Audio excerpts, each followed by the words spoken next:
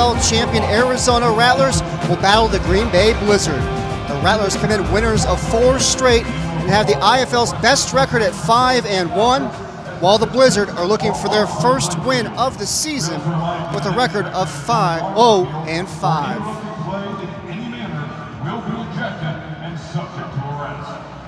Hello everybody, Chris Harris here along with Dale Hellstray. And Dale, the Rattlers are coming off a huge win on Monday night at Sioux Falls. The Blizzard 0-5 on the year, looking for their first win. Yeah, they are. It's going to be an interesting week. Obviously, we're going to talk about the schedule last week, but you go from a big challenge last week to now an 0-5 team. Are the Rattlers' minds going to be right? You mentioned the unique set of circumstances. The Rattlers got the win at Sioux Falls on Monday night. The game was initially supposed to be played on Saturday. The bad weather postponed it to this Monday. You look at their schedule, great job of them getting the victory. Football players are creatures of habit. They're supposed to fly in the day before, supposed to hang out, play the game, fly back the day after the game. Everything got thrown out of whack last week.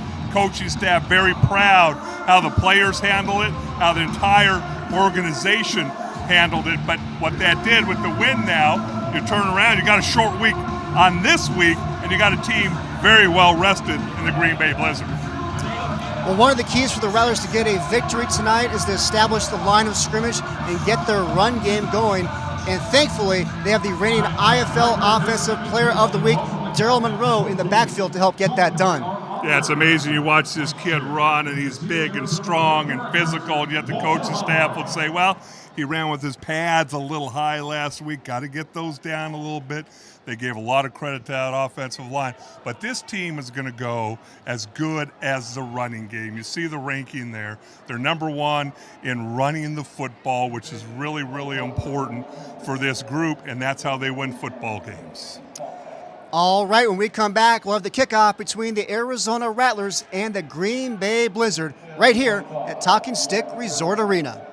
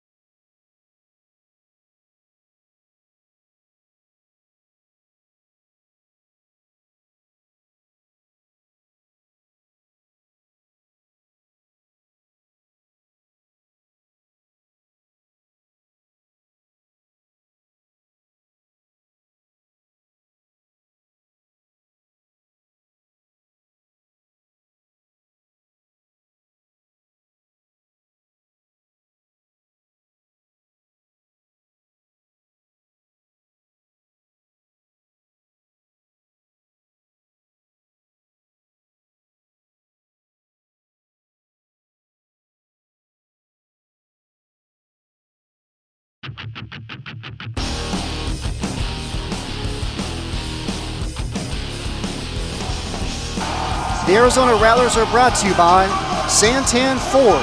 At Santan Ford, it's all about you. And welcome to the Snake Pit, everybody. As we get set for the kickoff between the Rattlers and the Blizzard. And it'll be Arizona to receive to start the game. Talked about this Green Bay Blizzard team. They've had 3 weeks off. They have a new head coach. Rattlers knew they were going to have to make adjustments coming into this game. It's all going to start here after this kickoff. And we are underway. Is Desmond Epps with the big return here for the Rattlers. They will start off on Green Bay's side of the field. That is just the start. The Arizona special teams wanted. Desmond Epps, the big return.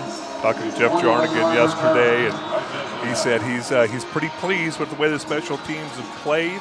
He said the averages over the season will be where we want to be at the end of the season. The more opportunities that we get, there's a very nice return to start this game. Rattlers will have the ball at the Blizzard 22-yard line. Ziemba in shotgun, fires down the field to the end zone, looking for his intended receiver. Jamal Miles just overshoots him, and let's now take a look at the keys to tonight's game. And Dale, what do we have for him? Well, obviously we talked about those adjustments, especially offensively. Last time the Rattlers played Green Bay, you saw wishbone, I formation. They're wondering if they're going to see the same thing.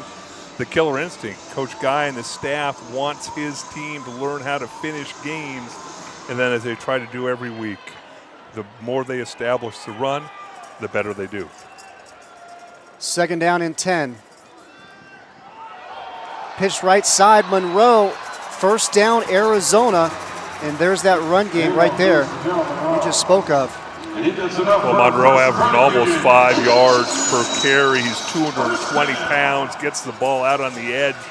And when he's running downhill, a lot of defensive backs are going to have to make business decisions. Take a look at the starting offense here for Arizona. Usual cast of characters. Ziemba in shotgun. Ball's tipped. Falls incomplete. Well, that's where you wanted the ball's got to come out a little bit quicker. You have a receiver open initially. Ball stayed in Ziemba's hands a little bit longer than I think Coach Guy and his staff would like. You see the starting defense for Green Bay. Again, they don't know, being the Rattlers, what this Green Bay team's done over the last 3 weeks. It's really longer than the Rattlers training camp was before the season. And that's kind of what Rattlers head coach Kevin Guy likened it to, was a training camp. It's been almost a month since the Blizzard has played. And Ziemba with the keeper. He gets brought down. Loss on the play. Brought down by Francis, a 240-pound linebacker. Nice job, a zone read. Ziemba decides to keep the ball. And the other thing that Coach Guy's talked a lot about all season long, finishing drives. You move the ball till you get down in that red zone, and a lot of times they've stalled. You have to finish the drive with 7 points. 3rd and 13. Ziemba steps in the pocket, lofts it in the end zone. Touchdown, Rattlers.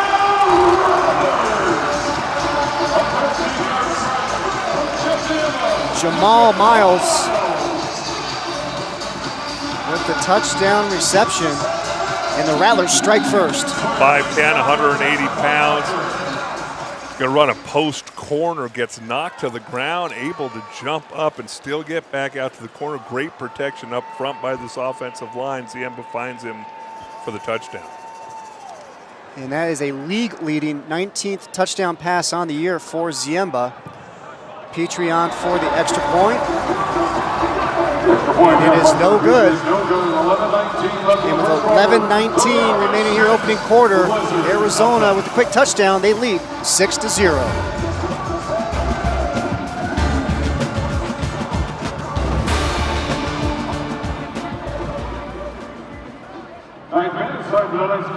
Presented by Rattlers Financial.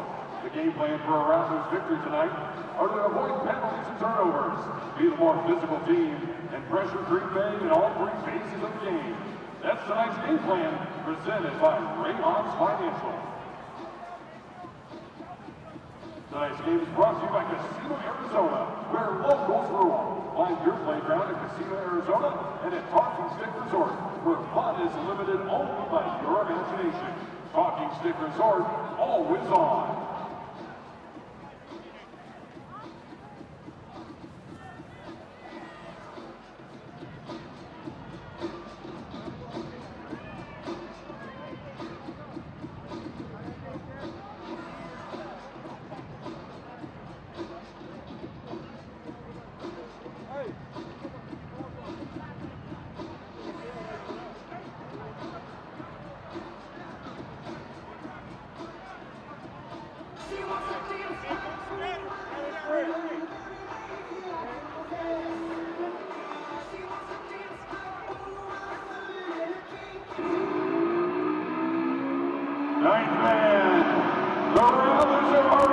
board. That's how we started Saturday night in the stick pit. We need you to be loud. And everybody. The Rattlers leading Green Bay by a score of 6-0. Petrie not able to convert the extra point there, Dale. Fourth straight game that he's missed his first extra point. Talked about that again yesterday with the special teams coach, Jeff Jarnigan. Sawyer knows what he's doing. He's rushing it. There's no need to rush an extra point or a field goal in this league because you don't have people screaming off the edges to try and block it. Petrie's kickoff goes to the middle of the end zone. B.J. Hill, the dangerous return man for Green Bay, gets the ball all the way out close to the 20-yard line. B.J. Hill, he leads the IFL kickoff return average, 21.8 yards per return. Finish off the Petrie thing, that kickoff not as deep as they would like it last week. Against Sioux Falls, kicked the ball 7, 8, 9 yards deep. That just really hampers a kickoff return team, and especially when you have a dynamic return man like B.J. Hill. Kickoffs will be very important this evening. So the new look at Green Bay offense on the field. And it's going to be an inside handoff with the carries Jeremy Jones. Yeah, last time we saw Green Bay here in Phoenix, they were lining up in the wishbone and the I formation and really muddying up the game, slowing the game down. And against this Rattlers team, they were within a score there in the fourth quarter. You see the starting defensive unit for the Rattlers. New quarterback now for the Blizzard is Brian Hicks. Christian LeMay, who was the quarterback for the first 5 games, no longer with the team. And how about that for Green Bay? Brian Hicks, his second play in a Blizzard uniform with the touchdown strike to Jones. That's amazing. You look at these Blizzard receivers, you have Malat, who's 6'5", 235 pounds. You have McDonald, 6'3", 230, and then you got Jones and Smith, who are a little bit smaller and quicker, but really nice route, good execution by this Blizzard offense. And the extra point is no good. So Brian Hicks finds the receiver Jones. We're tied at 6.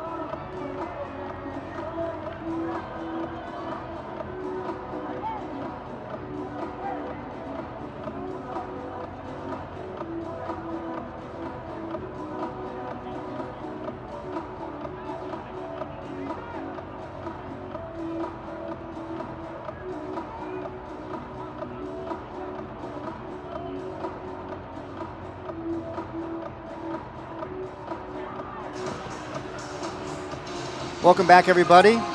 Rattlers and Blizzard tied at 6 apiece. Each team scoring in their opening possessions. Well, it's really interesting. Yeah, obviously this Green Bay offense, this Rattler coaching staff knew they're going to run a different offense. Very limited film to go back and look at with Brian Hicks. Knew he was a talented quarterback and knew they were going to have to make adjustments as the game went along. It was interesting after the touchdown. Coach Kevin Guy was out there drawing on a sheet of paper, talking to the officiating crew, and they're still discussing whatever he was drawing up, and not sure if that was an illegal formation, exactly what was going on, but he's pretty adamant about what was going on, and they're still talking. Now Green Bay's new head coach, Corey Robertson, he's been the defensive coordinator and special teams coach for a number of years with the Blizzard. Well, and obviously the defensive coordinator part, that was the best part of this Blizzard team. All the coaches from the Rattlers sang their praises, talked about that box, the front 4 or 5 guys and how physical they were and quick, and you see them still pleading their case. And usually officials don't listen this long, but it looks like Larry Farina now got to go talk to the Green Bay side. And now Coach Robertson wants to get the explanation now that they're done talking to Coach Guy. And wants to know what came out of that little talk. A lot of people talking. Got a captive audience down there. It's interesting, and again, we're only guessing up here exactly what was going on. I don't think they'd take this long over an extra point, so it must have been something that happened on the touchdown pass. Still chatting things over. Yeah, and how about the Green Bay Blizzard? We touched on it. They haven't played a game since March 24th. After that, they had back-to-back bye weeks. And then their game last weekend got postponed due to weather because Cedar Rapids couldn't make it to Green Bay because of the bad weather. And we're sitting out here, and it's 88 degrees today, and people are going, hold on, you couldn't land the plane because there's snow on the ground?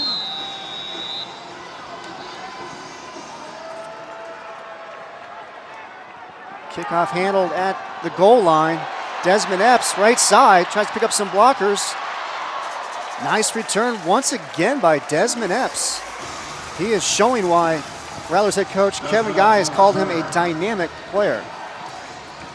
Obviously, this team has a lot of guys who can return kicks. Epps is the latest. You can see that quickness and vision, good blocking up front. It's starting off with really good field position again for this Rattler offense.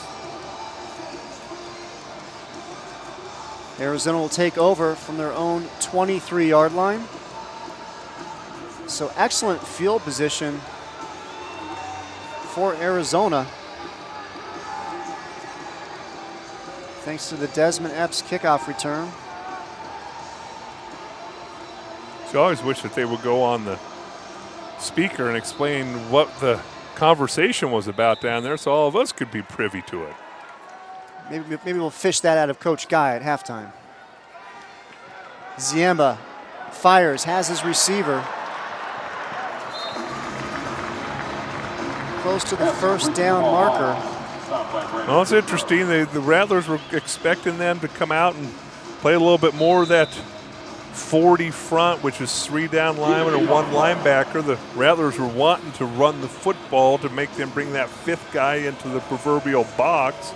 Makes it easier for Ziemba to throw the ball down the field. When you only have 4 guys in that box, you can play a bunch of different coverages behind it. There's the handoff to Miles. There's a flag on the play as Miles finally gets brought down inside the 5-yard line. But there was a penalty flag thrown in the defensive backfield. I almost wonder if this could be an illegal defense call. The flag was thrown just as the ball was being snapped.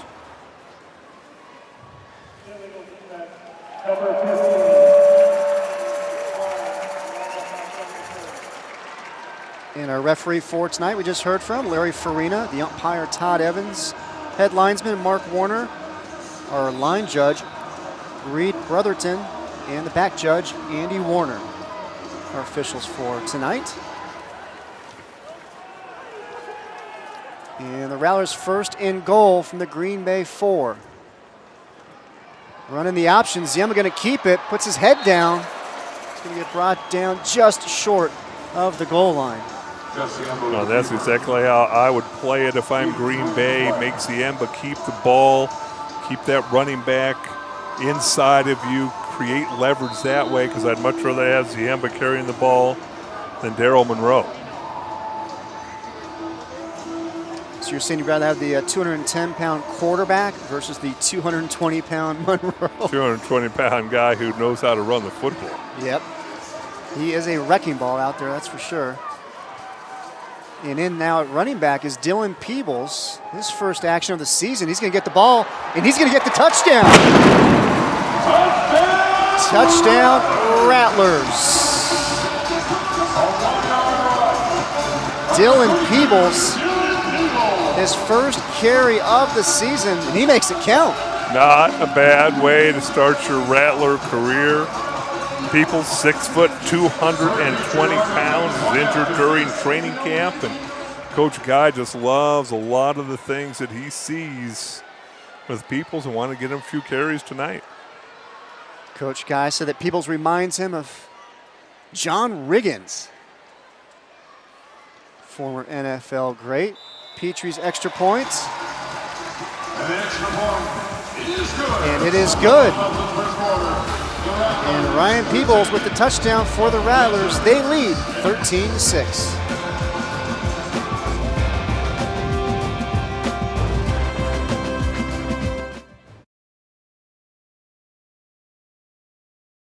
Time for the next Lydia Dental Smile Cam.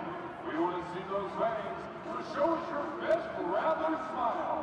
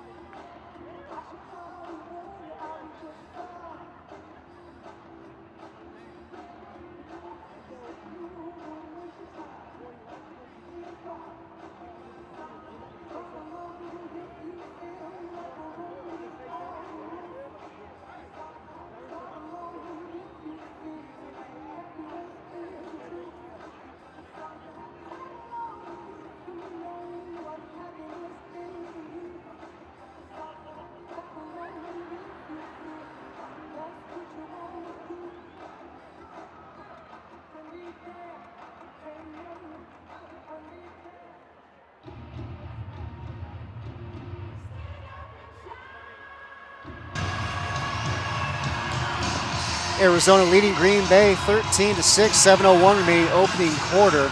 This is the second meeting of the season between these two teams. The Rattlers won the first matchup back on March 18th, getting the victory 37-31, a game where the Rattlers defense forced 5 turnovers. Petrie on now to kick it off after converting the extra point.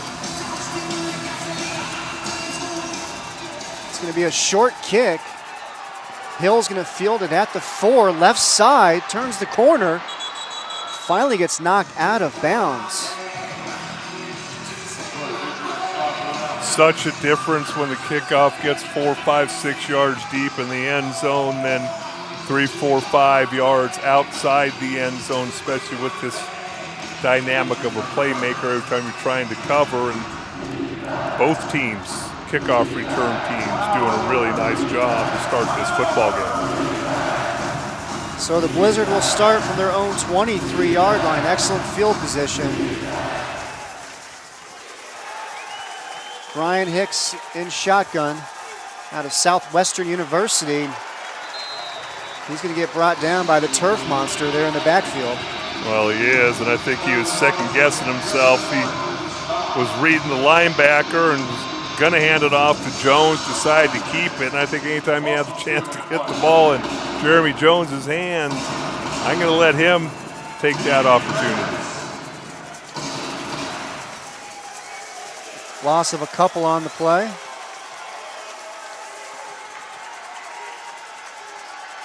Hicks fires.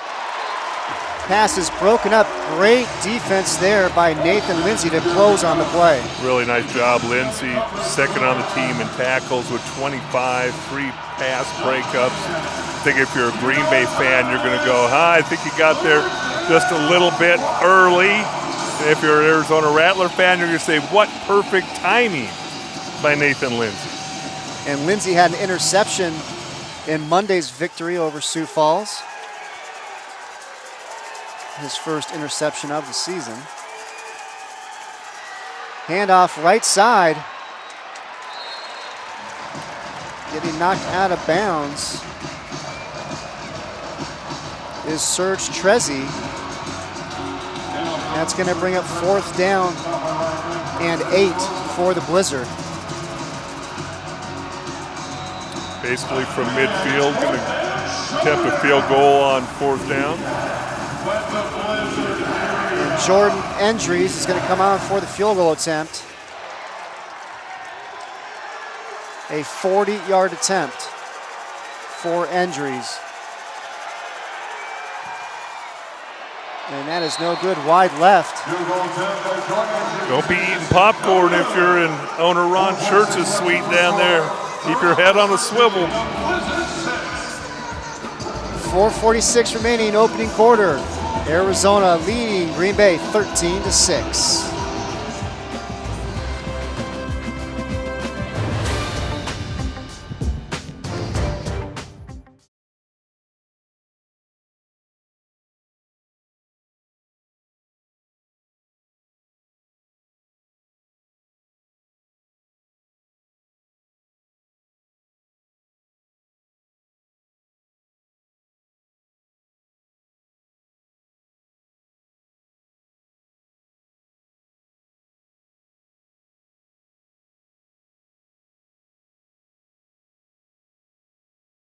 I took a boat trip on the yacht. I think that was pretty cool, my first time on the yacht.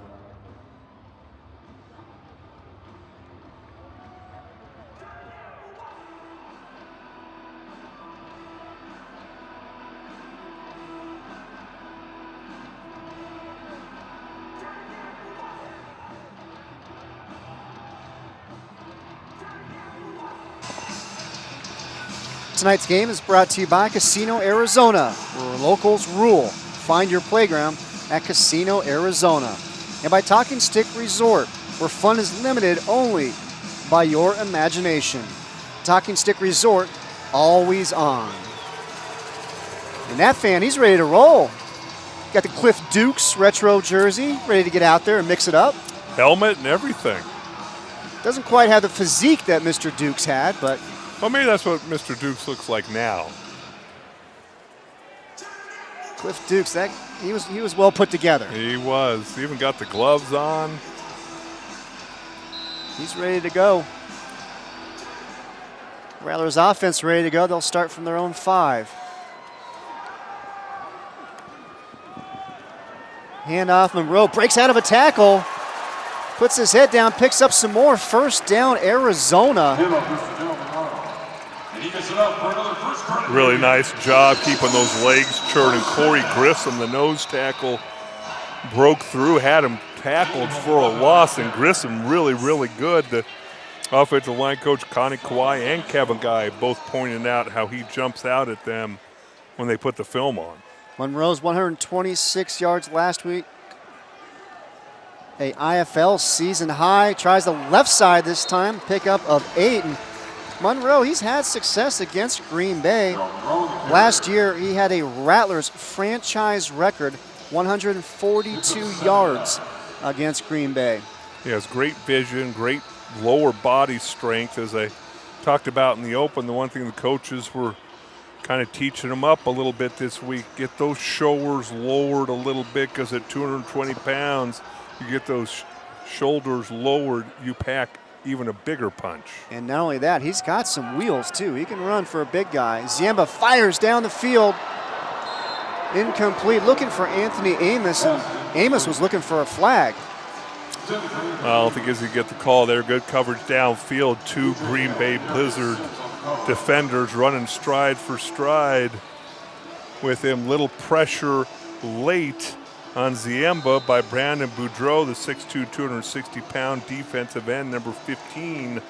This always strikes me as odd when you see a 260, 270-pound man wearing the number 15. Didn't there used to be you had to wear certain numbers by position?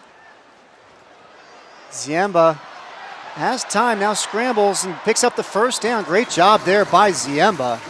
Didn't have anything downfield, had some room to run, picked up the first down. Well, we've talked about this Green Bay defense and the backbone of the team, even when they were struggling, as they have been all year long. Defense kept them in most all games, even this Arizona Rattler game. Good coverage downfield. Protection held up for a while, but Ziemba tucking the ball and picking up the first down. 2:20 remaining here, opening quarter. Ziemba, the pitch to Monroe. Not a whole lot of real estate over there, but able to pick up a couple. And just really impressed. You know, a lot of teams, you see them winless, approaching the halfway point of the season, and you can tell that their heart's not into it. You can just tell by their body language. You got a bunch of white jerseys running the football. They're playing physical. And I think it's up to the Rattlers to put a couple more scores on the board and not let this Blizzard team hang around. 2nd and 7. Ziemba eludes the pressure, looks downfield. There's a flag down. Ziemba's going to keep it. Falls forward to pick up of about 4, but there is a penalty flag in the defensive backfield. And we have a player down for Green Bay.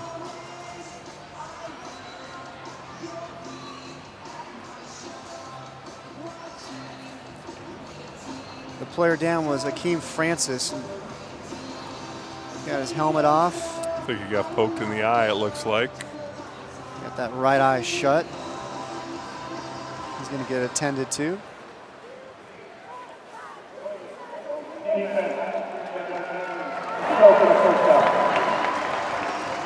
Well, that all was because of good protection up front. This offensive line, Chris Bowles, Steve Garola, Lamar Mady, keeping the Blizzard defenders off of the quarterback Ziemba. Plenty of time to survey the field. Defensive backs, you can only cover receivers for so long before you finally have to grab onto somebody. And how about Ziemba? We know he can throw the ball, but he's got a little athleticism too. He can move around pretty well back there. Can run just enough that you have to account for him. Ziemba, he was a Harlan Hill Trophy finalist, which is the equivalent for the Heisman Trophy in Division II during his days at Shepherd. He's going to keep it here once again.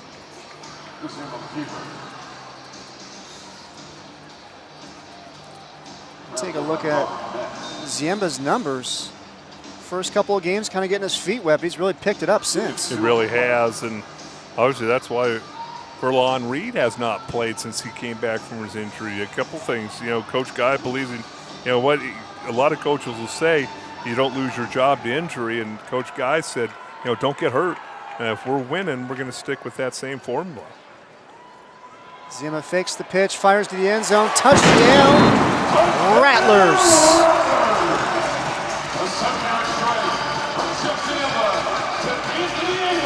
Anthony Amos has now caught a touchdown pass in 15 straight games played, dating back to last season. Well, the only thing bad about that play was he wanted to do some choreographed touchdown celebration, and his teammates had forgotten what they planned to do. They weren't all on the same page. Maybe they'll get to try it again at another time in this game. Clock is run out in the first quarter, but they're going to do the extra point. And Petrie knocks it through. And we are through one quarter here at the Snake Pit. And Arizona leads Green Bay 20-6.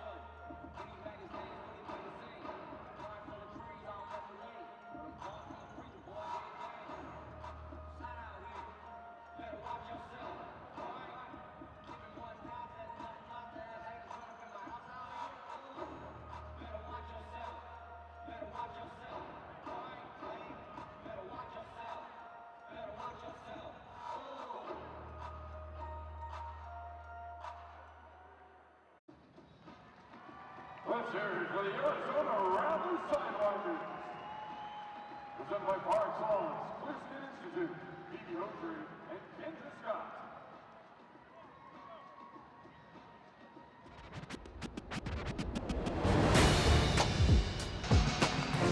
The Arizona Rattlers are brought to you by Papa John's. When we win, you win. The day after every Rattlers win, you'll receive 50% off all online pizza orders. And All Copy Products, your one-stop shop for workplace solutions and the official office solutions provider of your Arizona Rattlers. And by Santan Ford. At Santan Ford, it's all about you. And Miller Lite, great tasting, less filling beer. It's Miller time.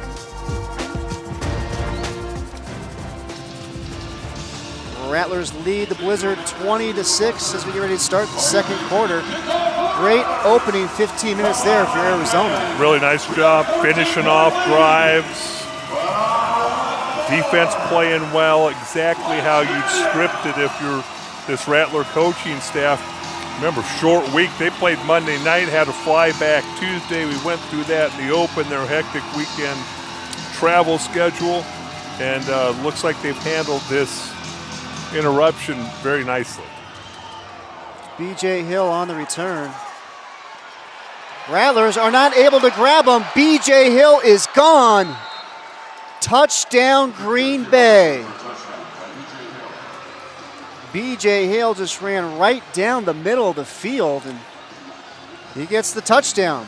Tell you what, he sure is fun to watch. 5'9", 185 pounds. You talked about him leading the league in kickoff returns. So very comfortable and nonchalant back there receiving the kick, and then made it look easy. Now, again, the Rattlers have struggled a little bit. Sometimes kickoff coverage. Sometimes it's guys not staying in their lanes. Other times it's Petrie's kickoffs. And they've made a couple changes to that cover team, and it seemed to work until tonight. And the extra point is good. Arizona now leads 20-13. Going to come right up the gut. Just great vision, explosion, no hesitation once he gets the football. Barely broke stride, and you have to be fearless if you're a kickoff returner, and Hill is exactly that. Now, B.J. Hill, he's already been elected into the IFL Hall of Fame. That happened back in 2015. He had actually retired, decided to come back this season. He said he still had a little bit of an itch to play some football, and he's still got something left in the tank, as he showed right there. Now, if you can run like that, I don't think that itch will ever go away. But what a tremendous talent. You just see the way he handles himself out there. Gives this offense a dimension, special teams a dimension. And now you got a team who, you know what, you're going to kick the ball off, you get another stop, you can maybe get some separation from them, but here they are back into a one-score game. And confidence-wise, that's got to do wonders for a team that hasn't won a game. They haven't played in almost a month. And here they are, they get a boost on a special teams touchdown to pull within 7 of Arizona's. Desmond Epps tries to answer B.J. Hill with a return of his own and gets it out to the 20-yard line. I think the thing that's impressed me so far about this Green Bay team, Corey Roberson, the head coach, he's a defensive coordinator of the Blizzard since 2014, played 9 years in the Indoor Football League, but very few penalties on Green Bay in that first quarter. And, you have 3 weeks off. There's a lot of good that could come out of that, but you still haven't played in the game. And I would have expected a few more false start penalties, some of those pre- and post-snap things that really didn't take place. In fact, there was just one penalty total in the first quarter, and that was on Green Bay's defense for a holding. So a pretty clean quarter for both sides as Dylan Peebles getting some more action, his first as a Rattler. Well, you mentioned Coach Guy bringing up John Riggins' name. Now, you have to be a certain age to remember the name John Riggins. I still remember him running in that Super Bowl for about 50 yards. Not sure if he's going to make it or not, but he said he's John Riggins, but he can run a 4.5 40 too, so excited to see what he can do on the field. Ziemba going to roll out to his left. Now throws back to the right. They try to set up Peebles with the screen there, but goes incomplete. And you got a guy who runs a 4.5 40 in Peebles, 6 foot, 220 pounds. They had a screen set up over there on the right side, and I guess there was a flag. Number 2, defense. So the penalties against Manny Asprilla. And see, I can see where you could be frustrated if you're a Blizzard fan. Rattlers had a screen set up to the right side. Asprilla's over on the left side, not involved in the play, and yet you get called for pass interference, automatic first down, and that screen was set up, and Bowles and Peoples got all tangled up. That's on Peoples. He needs to avoid his offensive lineman and sneak out in the area to catch the pass. And that's Peebles in his first game in a Rattlers uniform, trying to work out the kinks there as Ziemba fires to Jared Harrington. Hauls it in. Thing you'll notice about these Blizzard defensive backs, they're not afraid to come up and hit you either. Asprilla coming up and make a nice physical tackle from his cornerback spot. He's listed at 5'10", 185 pounds. Not afraid to stick his nose in there, but Jared Harrington and Dylan Peebles, they were both teammates for the SoCal Coyotes in Coachella Valley before coming here to Arizona. Ziemba fires to the end zone, can't quite connect with Anthony Amos. Well, and Amos tried to turn his body around to make the catch. Catch looked like, the ball looked like it was thrown a little bit behind him and high, but Amos putting himself together a really nice season, 16 catches, almost 16 yards per catch, 10 touchdowns coming into this game. He's got a touchdown here already. He's got 11 for the year, and that yards per catch, Dale, that leads the IFL. 15.8 yards per catch. Ziemba pumps, pulls it back down, end zone, overthrows the intended receiver, Dylan Peebles. Can't tell you how good that is by this Blizzard secondary. I mean, Ziemba buying extra time, rolling around, escapes the pocket to his left, still has the ball in his hand, and still nobody open downfield. Just a tremendous job kind of sitting in that zone defense, and nice job making the ball leave the field. You got to keep your head on a swivel there in the shirt suite. Ball come flying in there.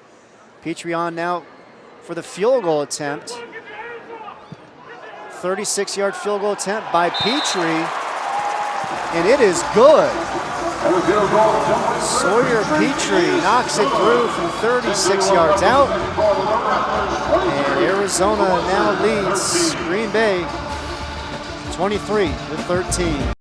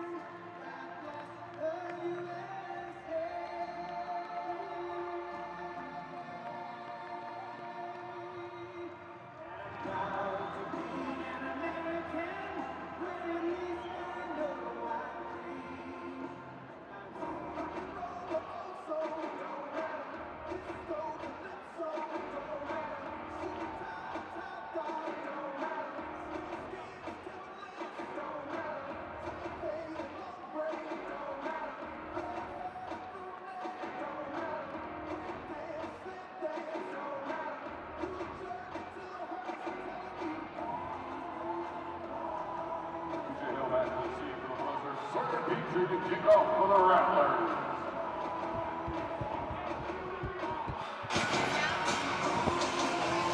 .10:31 remaining here, second quarter. Rattlers leading the Blizzard 23-13. Sawyer Petrie with the 36-yard field goal to extend Arizona's lead to 10. Nice job. Fairly long field goal, fairly small target. Petrie's long on the season is 41. Glad you could join us here. Fox Sports Arizona. Here in the Snake Pit. Hill on the return. Sheds a couple of tackles. Finally gets brought down at the 6-yard line. And there you go, Dale. You get the kick that goes into the end zone. Rattlers come down with nice coverage. Well, and really, really nice job by number 17, and that was Desmond Epps. He's going to miss him twice and get up and make the tackle, almost cause a fumble. Just great individual effort there by Epps. Epps, 5'9", 175 pounds from Idaho.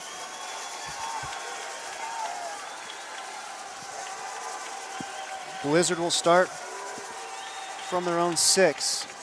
Hicks drops back, tries to buy some time, just throws it away. Great pressure there, Ryan Langford.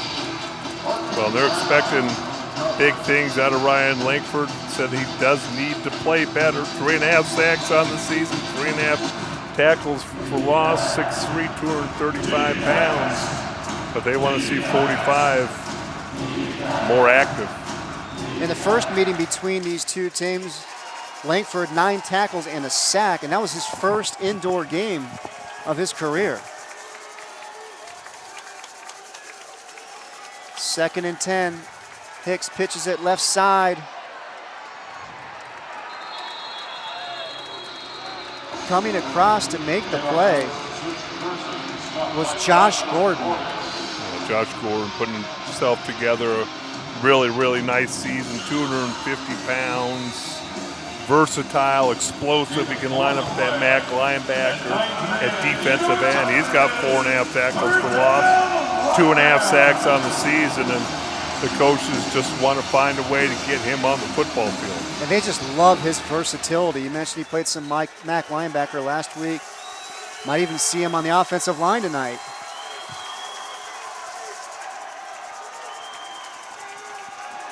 Hicks fires down the field.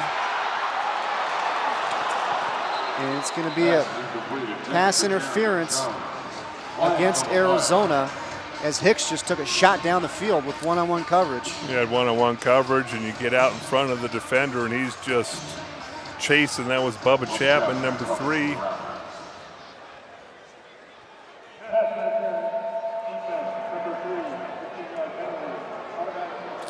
You'd rather take the 10-yard penalty than touchdown, but you're running full speed. You don't know where the football is. You know you can't turn around at this point to find where it is because the receiver continues running. It's a touchdown, so you will take that in that situation. And Chapman had a big game in the first meeting against Green Bay. He had 2 interceptions, including one in the final minute of the game, which sealed the victory for the Rattlers. And he was named the IFL Defensive Player of the Week for that performance. And how about the big stick coming up by Nathan Lindsay, putting the shoulder down and putting the pop. Well, we talked about him, the defensive backs. You got Keith Brown leads this team in tackles. Nathan Lindsay second on tackles. You're going to play for Kevin Guy in his secondary. You're not going to be able to cover, but you're going to come up and hit somebody when it's time to do that, and that's exactly what Lindsay did on that play. And Coach Guy, he takes pride in those defensive backs. He likes to coach them up, and he wants to see them perform. Loss of 1 in the play, 2nd and 11. And we got a penalty flag down. Looks like it's going to be a delay of game against the Blizzard.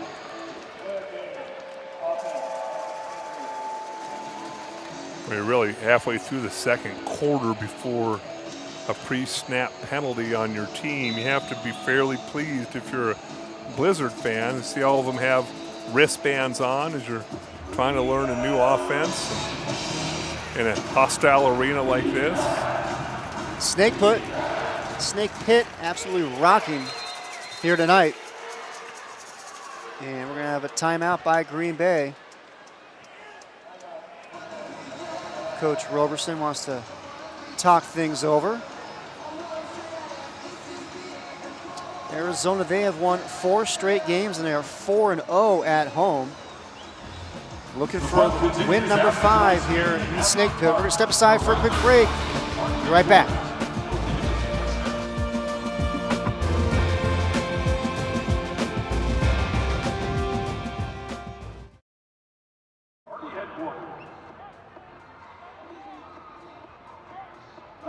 Tonight is a great night. Stop by the team store and pick up the Rattlers item of the game, Rattlers women's teams. Stop at the team shop, the place to shop for the latest and greatest in Rattlers merchandise. And make sure to ask how you can customize your jersey tonight.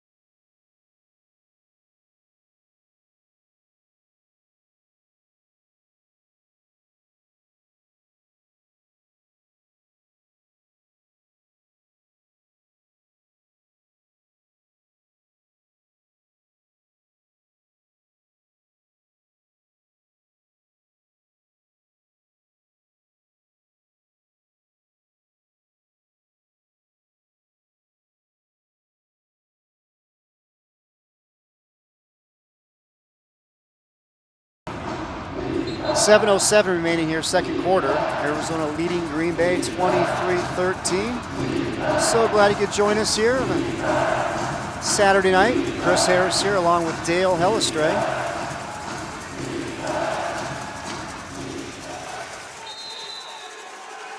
Second down and 16 for the Blizzard. Nice job there by Brian Hicks finding his receiver, Chris Malott. Ryan Langford in on the rush. Hicks did a great job just dumping it right across the middle. Really tough in this league. When they bring one more than you can block, that quarterback knows he's going to get hit. A quick crossing route by Malott. Big target coming across the middle. Give Hicks credit for standing in there, throwing the ball on target, and now giving yourself a manageable third down situation. Malott came into tonight's game leading the Blizzard in catches, receiving yards, and touchdowns. In fact, he's got all 4 receiving touchdowns on the season for Green Bay. And Green Bay is going to call their second timeout just before the snap here on a critical third down. And I have to say, did that not seem like a quick 25-second clock to you? Yes. You know what? Hey, I love having home field advantage and all, but there's been a couple times where it just seems like, did they just set that at 15? And because that play did not take any longer to put the ball down, huddle up, and break the huddle, and it's already down to 1 second. That's a quick 25, no doubt about it.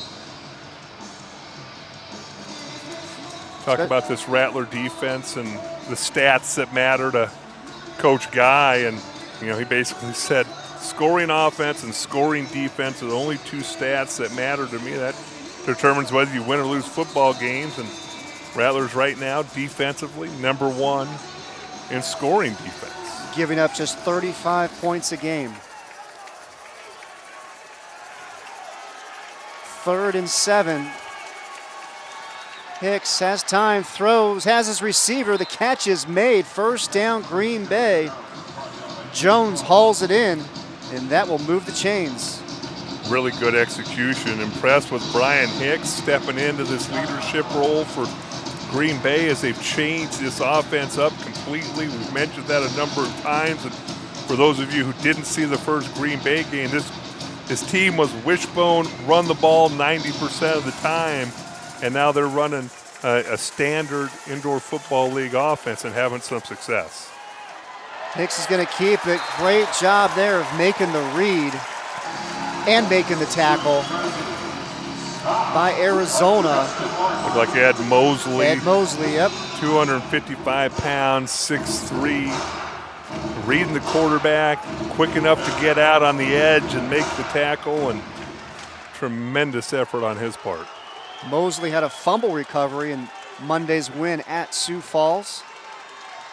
Inside handoff. Nice pickup there for the Blizzard. On the carry is Keslow Smith. It's going to bring up 3rd down and about 5.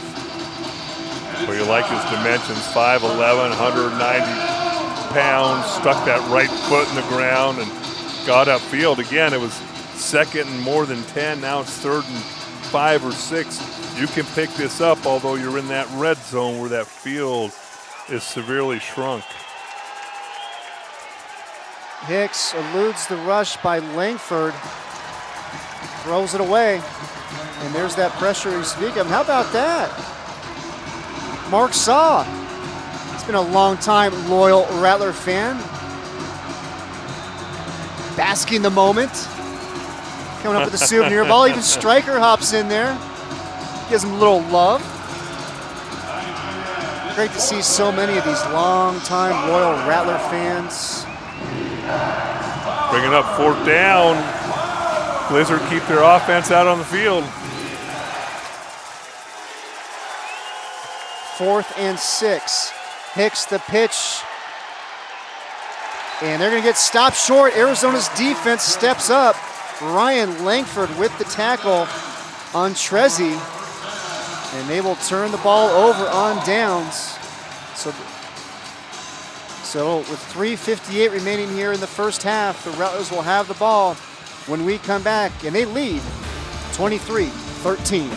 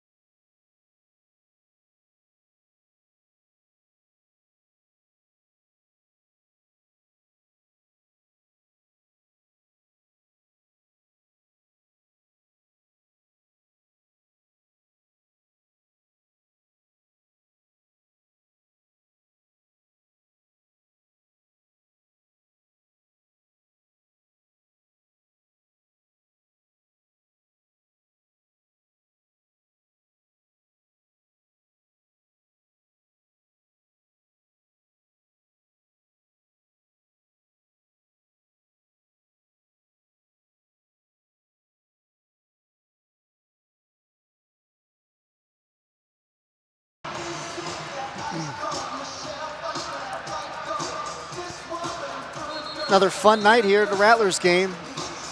This snake pit is rocking. Well, we enjoy you watching it on television, but I encourage you to come down and watch the game in person. Non-stop action between the breaks. It's just a fun atmosphere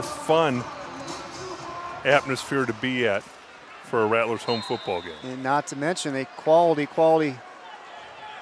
football being played by the Rattlers. Ziemba fires down the field, has his receiver. Epps holds it in. A beautiful ball there by Ziemba. Epps is able to haul it in, but we've got a penalty flag on the play near the line of scrimmage.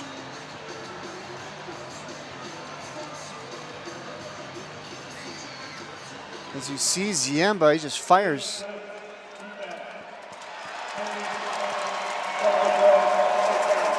To Epps, and the play will stand. Well, you noticed how closely the offensive line was paying attention, because that flag is in a spot where it's usually holding on the offensive line. The last thing you want to have happen if you're an offensive lineman, have a holding call on a big play like that. Gets called against the Blizzard, gets the Rattlers out of a hole, keeps this offense moving. So you're saying, as a former offensive lineman, you're captive audience with that official, huh? Well, yeah, exactly the way you saw Steven Garola chatting with Larry Farina. First and goal for the Rattlers from the Blizzard 9. Hand off to Monroe. Gets it down to the 5.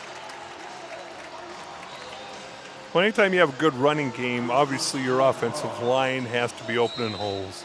You have to have a very good running back. But the thing that a lot of times goes unnoticed is the wide receivers and their role in the running game. And tell you what, we talked about the defensive backs having to be physical to play in Kevin Guy's defense. Wide receivers have to block to play in his offense. No question about it. Monroe tries again up the middle. He gets stacked up this time. Monroe came into tonight's game tied for first in the IFL with 8 rushing touchdowns. Trying to get his 9th here. Right into the teeth of that defense, and they got some playmakers. Talked about Grissom earlier in the game. We've seen Francis in on a number of plays, and the strength of this Blizzard football team is that defensive line and linebacking core. So we've got 2:20 remaining here in the first half. Third and goal from the 5. Ziemba throws it out. Finds his receiver, Jamal Miles. A gain of 1, so it's going to be 4th and goal from the 4. Really good catch by Miles. And again, if you're going to miss as a quarterback, especially down here in the red zone, you want to miss outside rather than inside. And that ball was a little further outside than Miles would have liked it, but you'd rather have it that far outside than that far inside because that could have been intercepted. Play clock down to 5. 4th and goal from the 4. Let's see what the Rattlers come up with. Ziemba fires the end zone, has his receiver. Touchdown, Rattlers.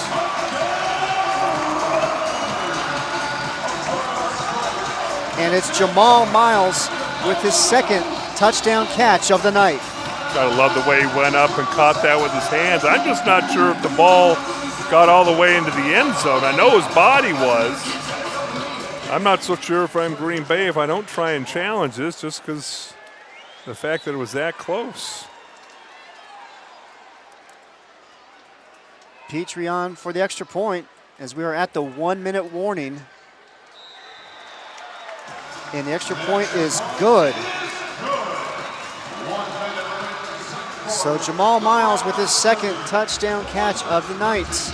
Rattlers lead 30-13.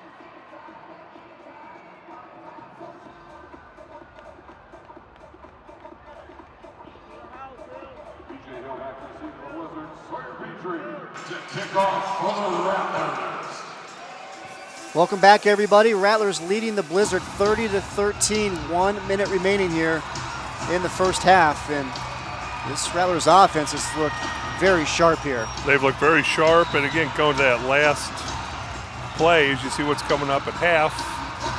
Dylan Winfield join you. First half highlights, and we'll catch up with Coach Guy as we do. Always interesting talking to him before the second half starts. But you brought up a good point. If they didn't use 2 of their timeouts, you might have challenged that play. It was close enough in my mind from our angle.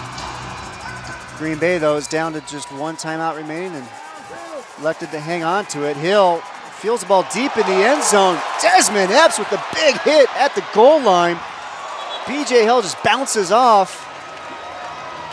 Brings it out before getting knocked into the dasher boards at about the 7-yard line. But big hit there at the goal line. It's one of the most frustrating things to coaches. Yeah, it was a big hit, but Hill didn't go down. I mean, tremendous hit right there, but wrap him up. And, you know, you're 1 player away from maybe turning that into a touchdown return.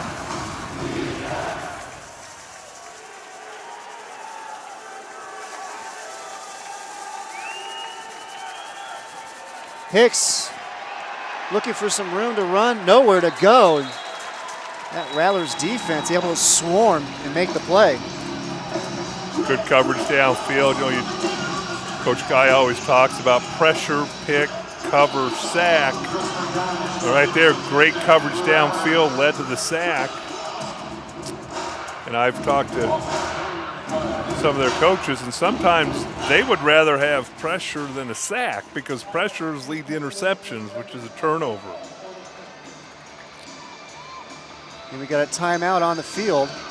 Rattlers have all 3 timeouts, and Coach Guy talked about the end of the first half last week in Sioux Falls and how they were able to manipulate that last minute of the first half and gave them a little edge. Scored at the end of the first half, coming out in the second half. They'd like to do that again here this evening. So the Blizzard have used their 3rd and final timeout. And remember, Green Bay will receive the second half kickoff. Check that. The timeout is charged to the Rattlers. Yes. Yeah, I think if you're Green Bay, you just like to see this clock run out and wish Arizona was out of timeouts.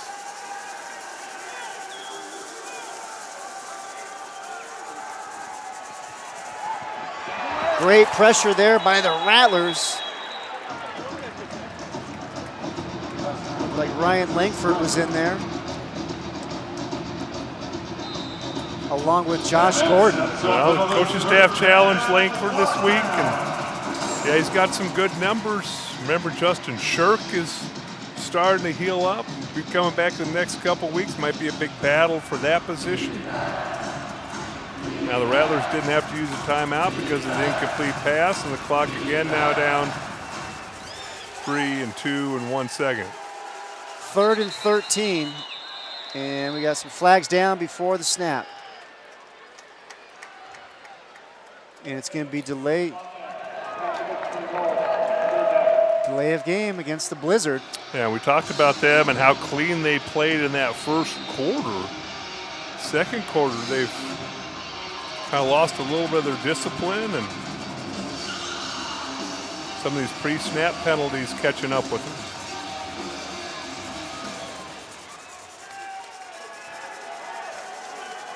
.42 seconds remain. 3rd down for the Blizzard. And Trezzy's going to get marked down at the 6-yard line. And Rattlers head coach Kevin Guy quickly comes in and calls that timeout with 37 seconds remaining. Yeah, they'll get the ball back, still have a timeout left.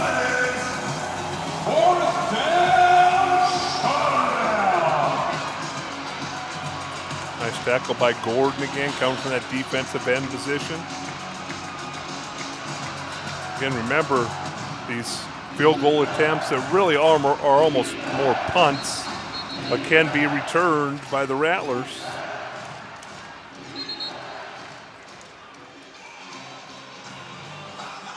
So we got another timeout down on the field. So as you mentioned, Dale, this is kind of how Coach Guy would have scripted it. Defense is able to get a stop here. Offense will be coming on the field. Remember, though, when you got to have protectors up front for these field goal attempts, well, those protectors aren't necessarily your cover guys. And so you've got 4 guys who aren't used to covering kicks having to run down the field, and some of these quick return guys can just have a field day with them. And there is a lot of green in between where this ball is going to be. snapped. And where the return man is for the Rattlers, who is Jamal Miles.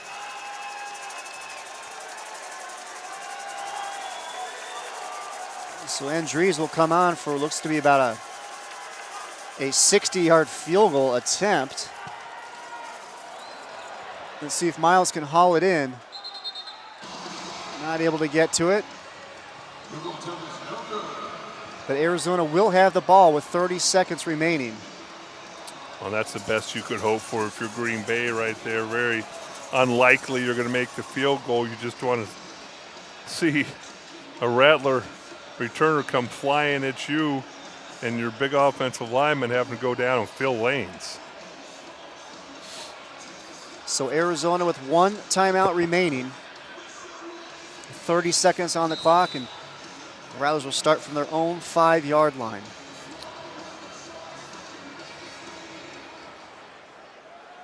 Try to extend that lead before heading into the locker room. Ziemba fakes the handoff, has time, finally gets rid of it. Finds Peebles, bounces out of a pile, gets out of bounds, but we have a flag on the play. Yeah, I'm not so sure this might not be holding on one of the Rattler offensive linemen. A little bit of a scrum in the middle of the field, but Garola's acting like it's against Green Bay.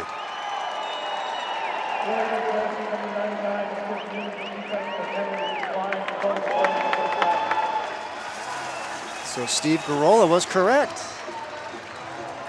Yep, Steve's playing center. He's officiating. He's calling the huddle, snapping the ball. He's a busy man. Coaches love his enthusiasm, love his tenaciousness, his toughness. Just needs to make sure that when the whistle blows that his play stops, and that's awful hard.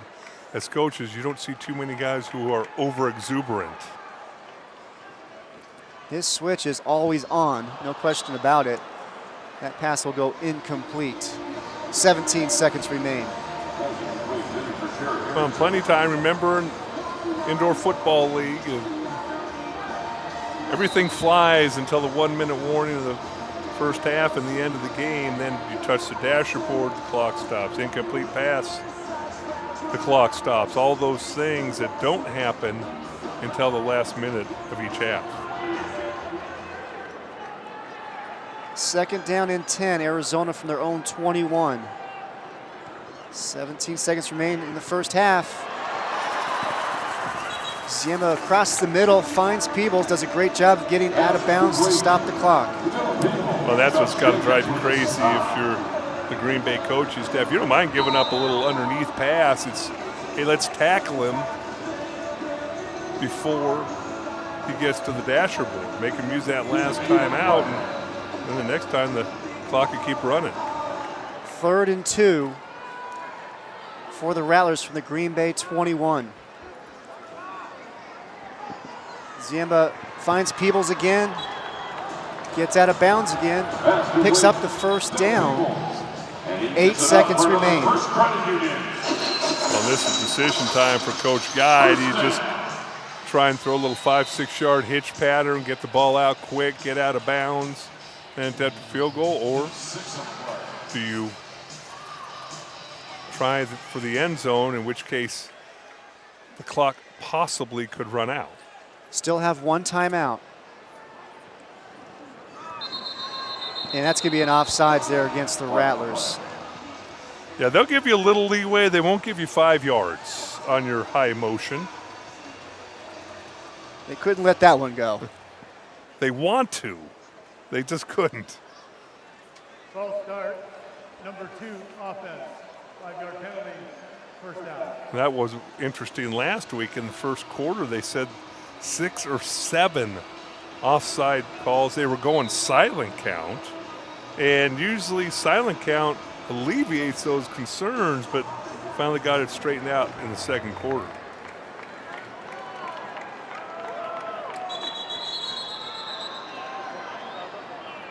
And now, Rattlers head coach Kevin Guy is going to use his 3rd and final timeout here.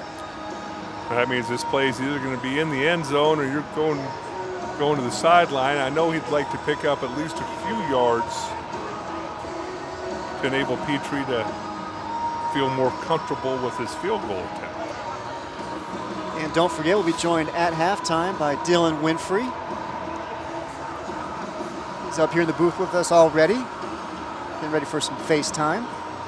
I think he thinks he can take your job. We'll go for a little tag team here at halftime and see how things go. He certainly has better hair than I do. I will give him that.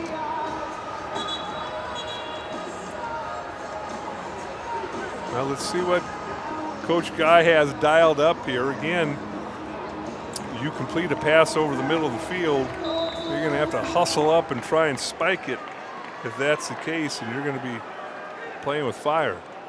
So here we go, 8 seconds remain.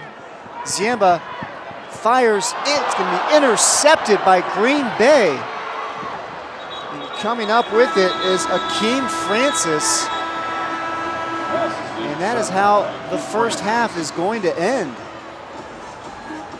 And that's the end of the first half.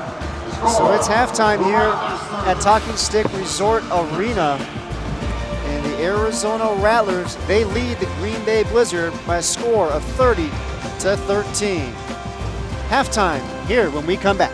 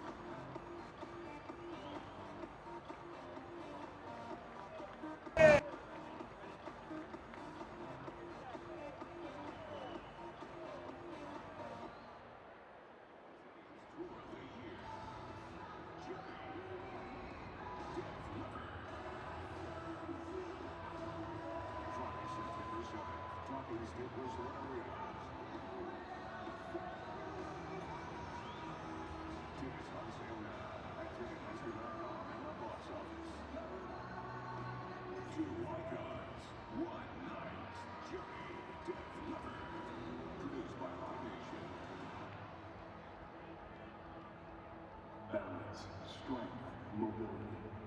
What would you need to experience life in full motion? Expertise to provide the best care. Unsurpassed training and technique.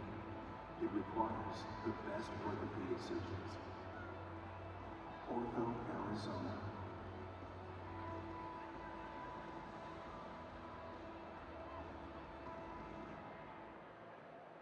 True fighters are back.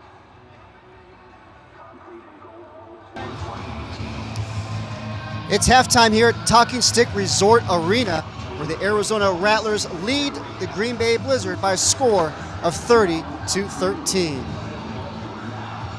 Hello everybody, Chris Harris here along with Dylan Winfrey. And Dylan, your thoughts on what you saw there in the first half? My thoughts? I thought on offense, we started off pretty fast. Defense, first drive, we gave up a touchdown. But after that, we got things rolling. Now this is your second season with the Rattlers. When I talked with head coach Kevin Guy, he said you made great strides from last season to this season. What changed for you? I just found out who I was playing for.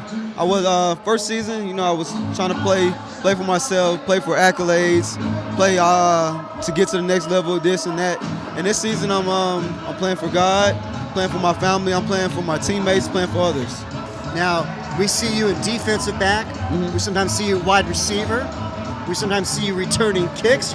You're a guy who does a little bit of everything. How do you prepare for the games? I try to be a jack of all trades, but of course I have to master something.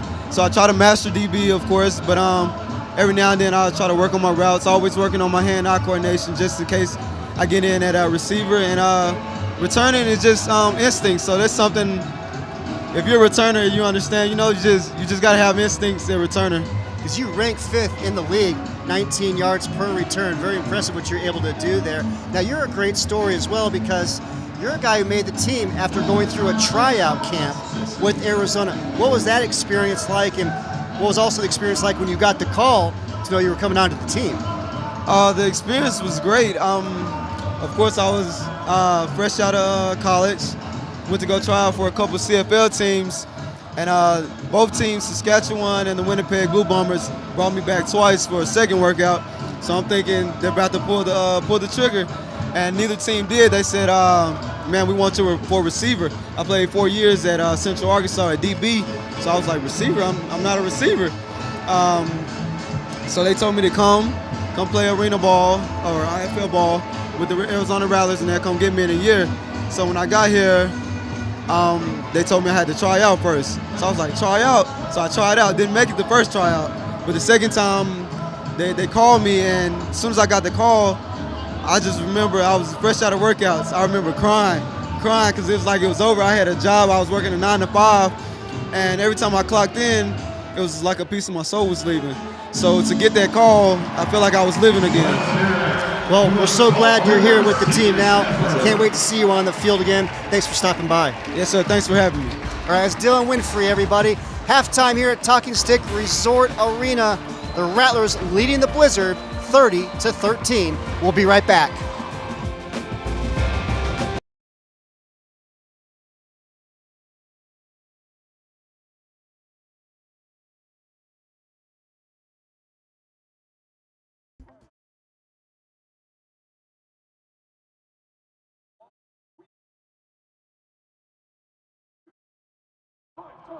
Pre-game tour or youth group performances, we've got something for everyone.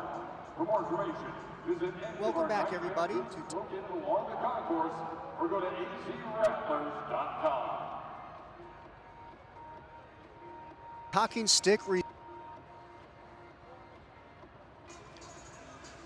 Welcome back.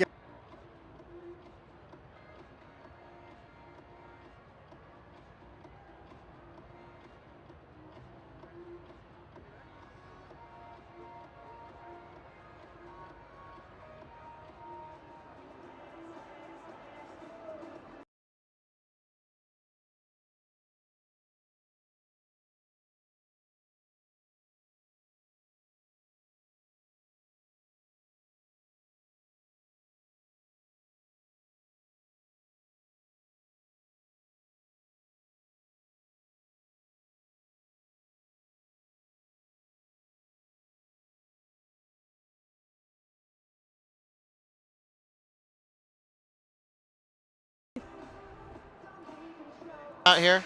One more time. Ow, that's my voice. Hey, can you pump a little more?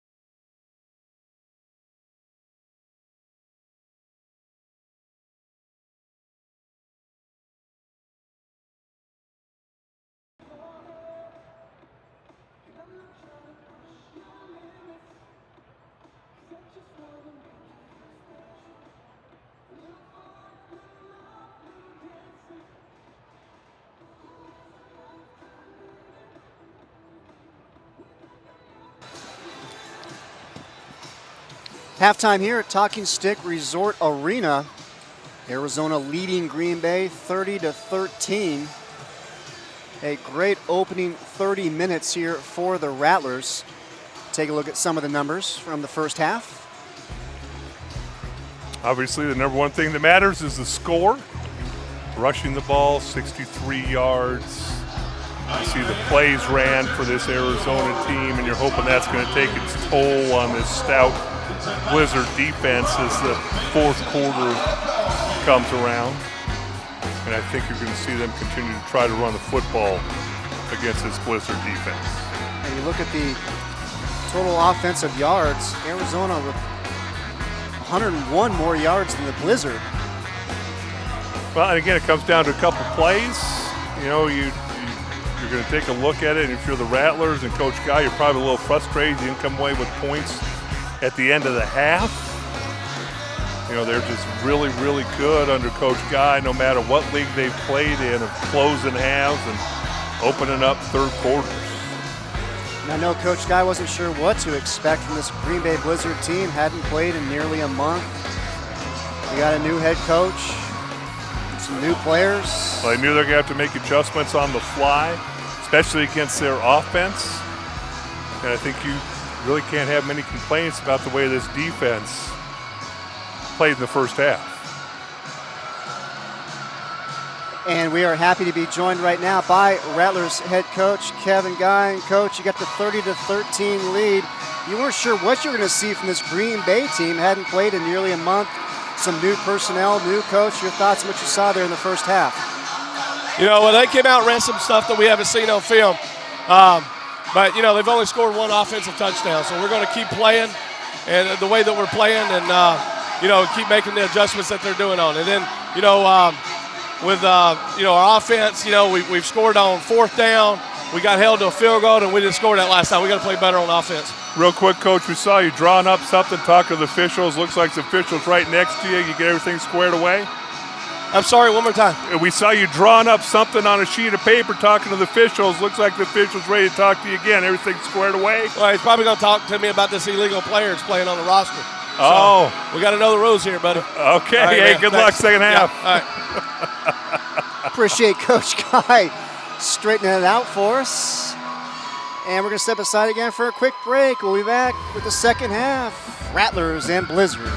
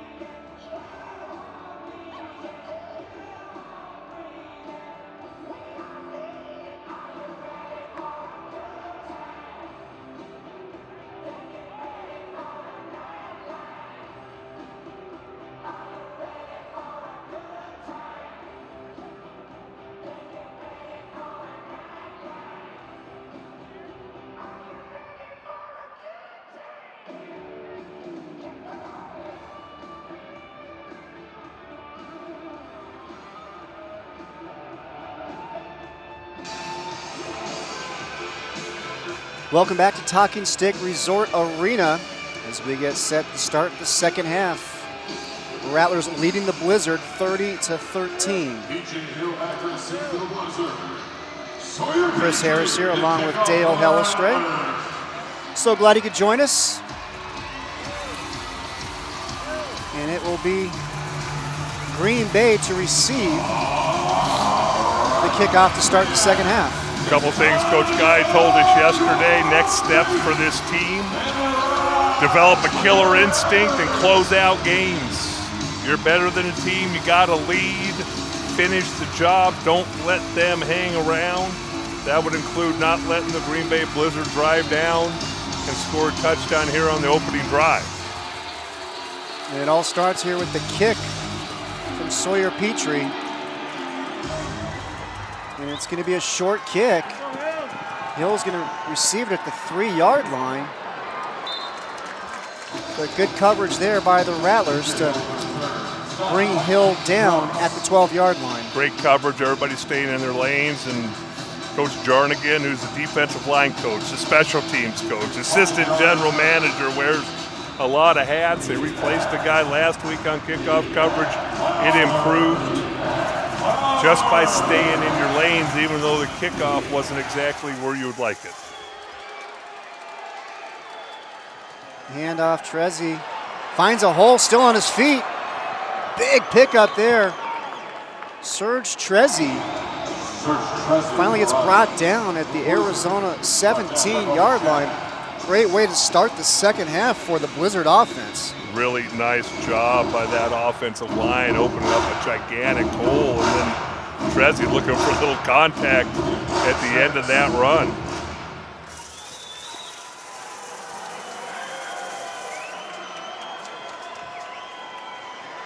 Hicks fires right side, has the receiver, Andre McDonald, and he's going to be marked down at the 10-yard line. Goes right there on the play, just a little curl route, and make one guy miss, you pick up 7 yards. Any offensive play caller loves 2nd and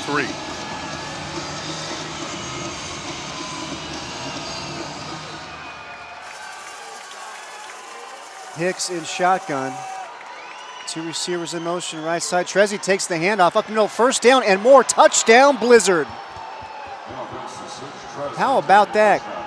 Green Bay takes the opening kickoff to start the second half. March it right down the field and get the score.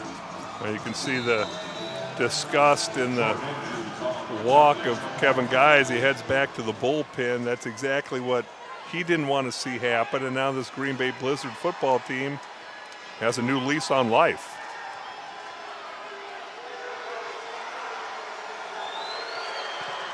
Extra point by Endries is good. And the Serge Trezzi touchdown cuts into that Rattlers lead 30-20.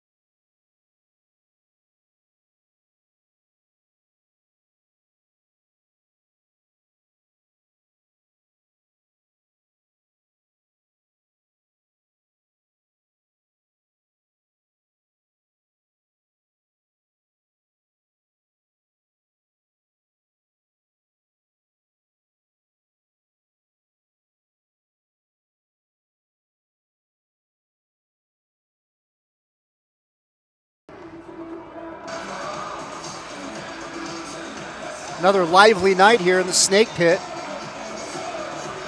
Guys working the Macarena, or at least attempting to work the Macarena. Chris, that looks like you last night, downtown Scottsdale. There's a possibility something might have happened. Not sure there's any video evidence, though. Deep kick. Harrington with the return, right side, just gets tripped up. And you can see the frustration by Harrington as he pops up.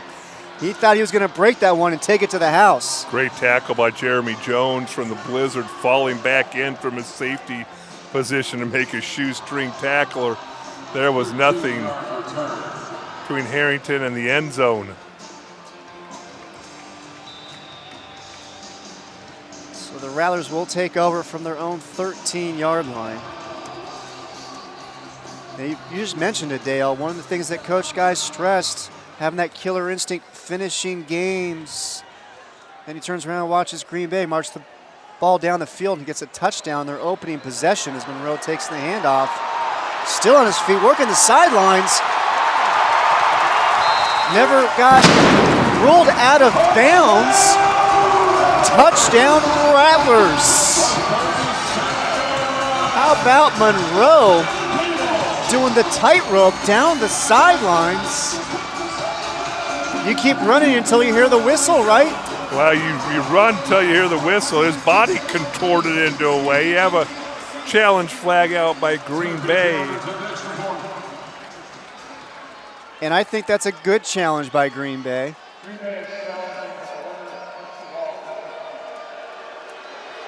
Because Monroe, he was hovering along the sideline and dasher boards there. Kind of contorted his body, leaned the lower part of his body inside. Looked like his shoulders were over the dasher board and kept his balance. All started with a fantastic block by Lamar Mady from his left guard spot.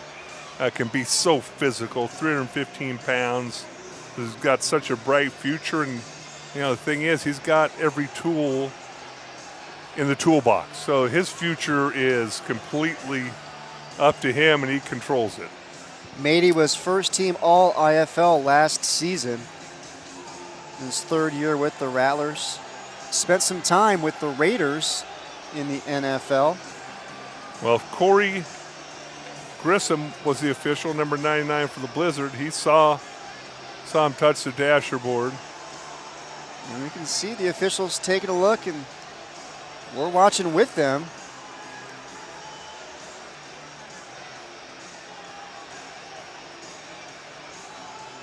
Now it's got to be conclusive you see evidence, something right? move. I don't know. Do you see anything here? Well, I'm not so sure if I don't wind it back just a little bit further. Something like here? Like, if it happened back a little ways. But what great balance. You got to remember, Monroe, he's 6'2", 220. Reviewing the play, runner did not touch the wall with her touchdown.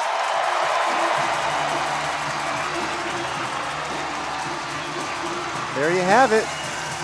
Monroe with the incredible touchdown run for the Rattlers.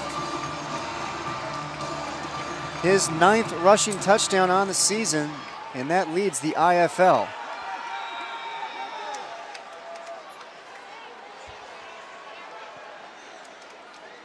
Petrie for the extra point.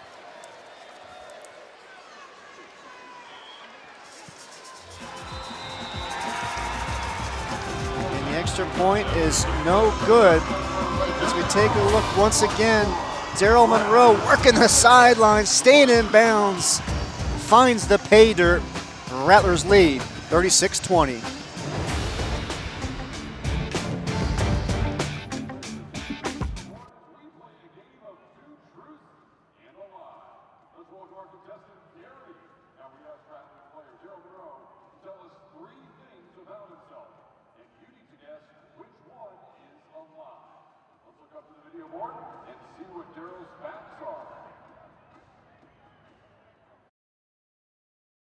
Listing the honor.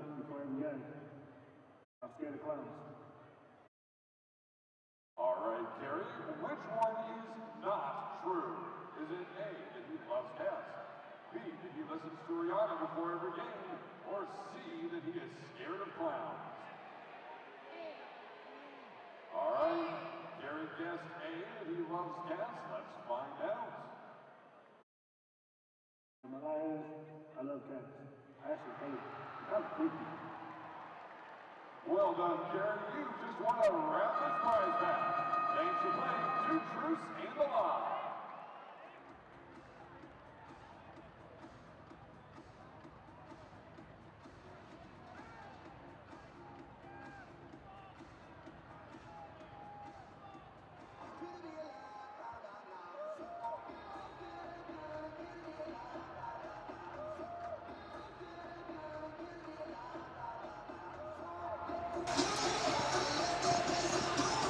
Good look there.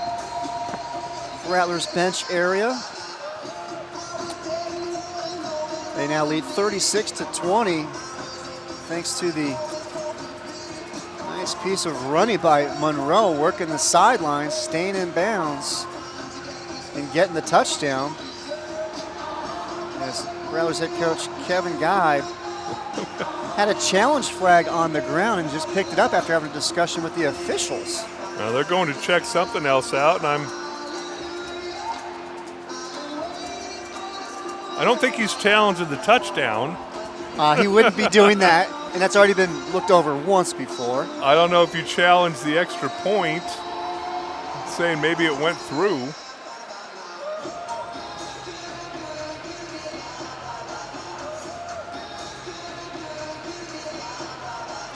Well, we're able to. We don't need to see the snap, just from right here on. And that's not really close. So it's wide right. Yeah. Now, we talked to him about, he got talked into a challenge earlier in the year. Yes, he did. By one of his players, who will remain nameless. Yes, it will. And he got it wrong. And he blamed it on the player. And he said he won't get it. And I know there's coaches in the NFL, I think it might be Bill Belichick, who put the challenge flag in his sock so that you can't just impulsively grab it out of your back pocket and throw it. You want to be able to think about it before you do it. He's got to dig around to find that flag. Coach Guy keeps it relatively handy in the pocket.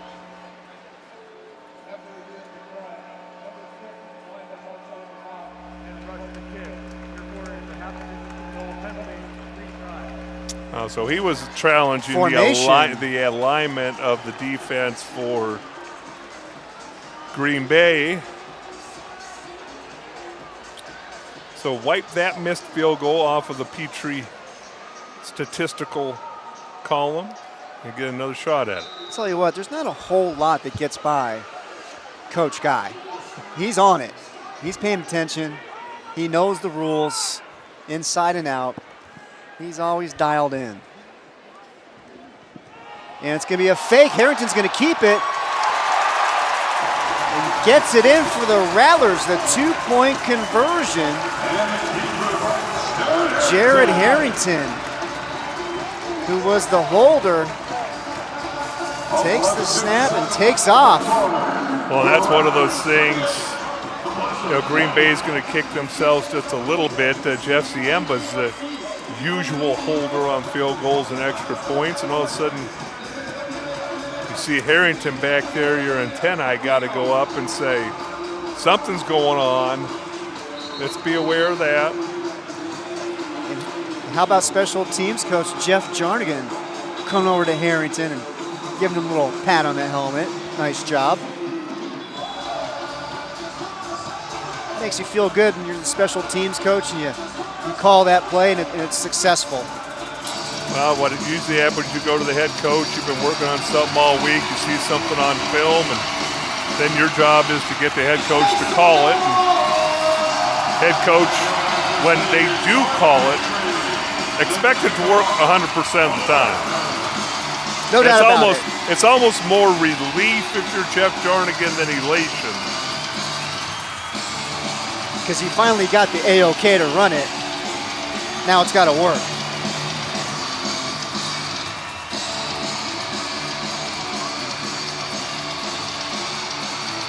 Rattlers now lead by 18, just under 12 minutes remaining here, third quarter. Hill's gonna bring it out from the middle of the end zone. Ball's loose on the ground. Rattlers recover. Big special teams play there. And coming up with the recovery, looks like Nathan Lindsay. Terrific job there by the kickoff coverage for the Rattlers, forcing the turnover. A lot of bodies flying at B.J. Hill. We've talked about how dangerous he is a returner, and just get a hand out there, can't quite see. It looked like that was... Amos got the strip. Amos, not only a great receiver, good cover guy, good returner, gets his hand on the ball, strips it. Very opportunistic recovery by this Rattlers kickoff cover team. So Arizona will take over first and goal from the Blizzard 9.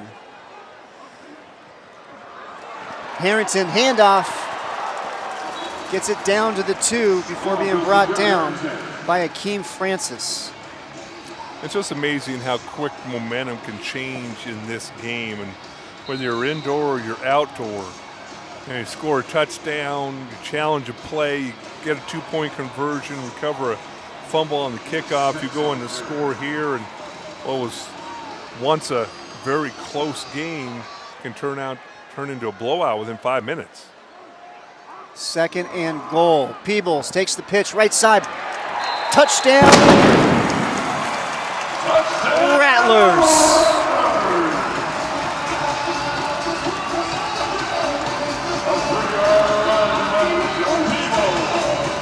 Dylan Peebles, his second touchdown of the night in his first game as a Rattler.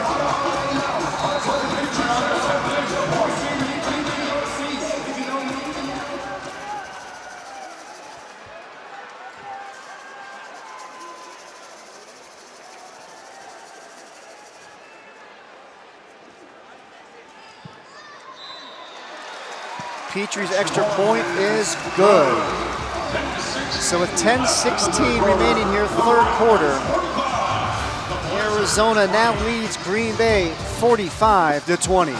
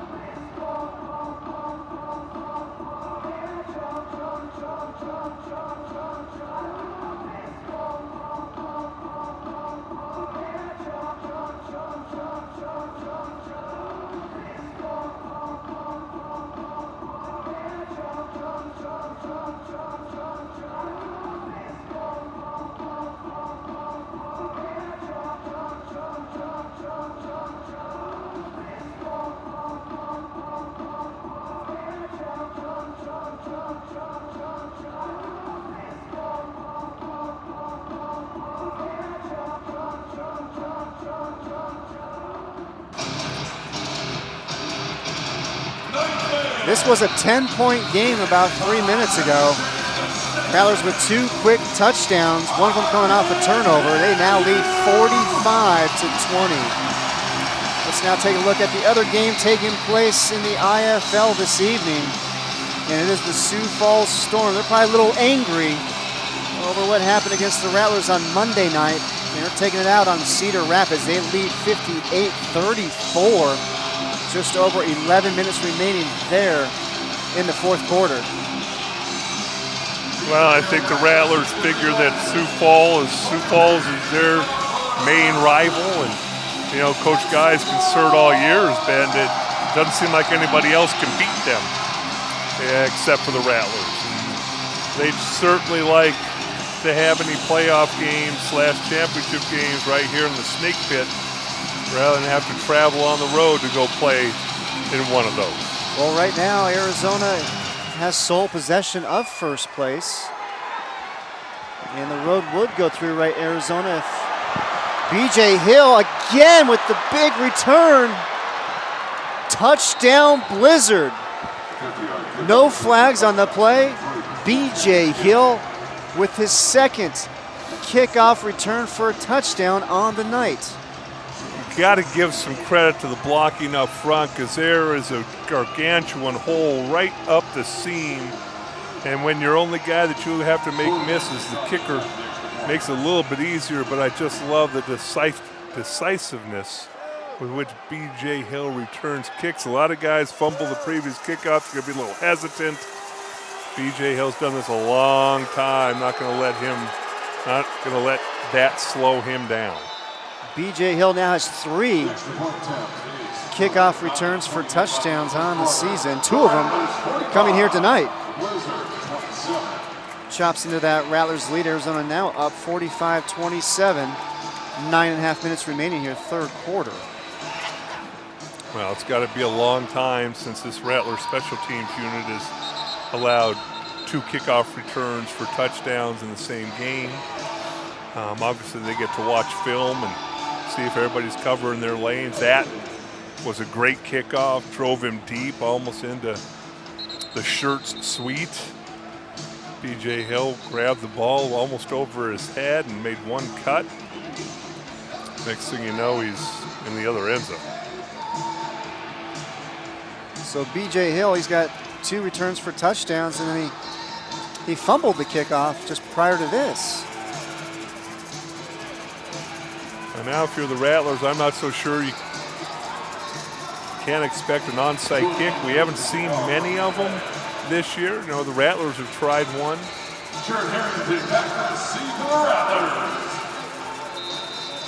Andrees to kick it away for the Blizzard. He's going to kick it deep. Back to return is Harrington. It's going to go through the back of the end zone.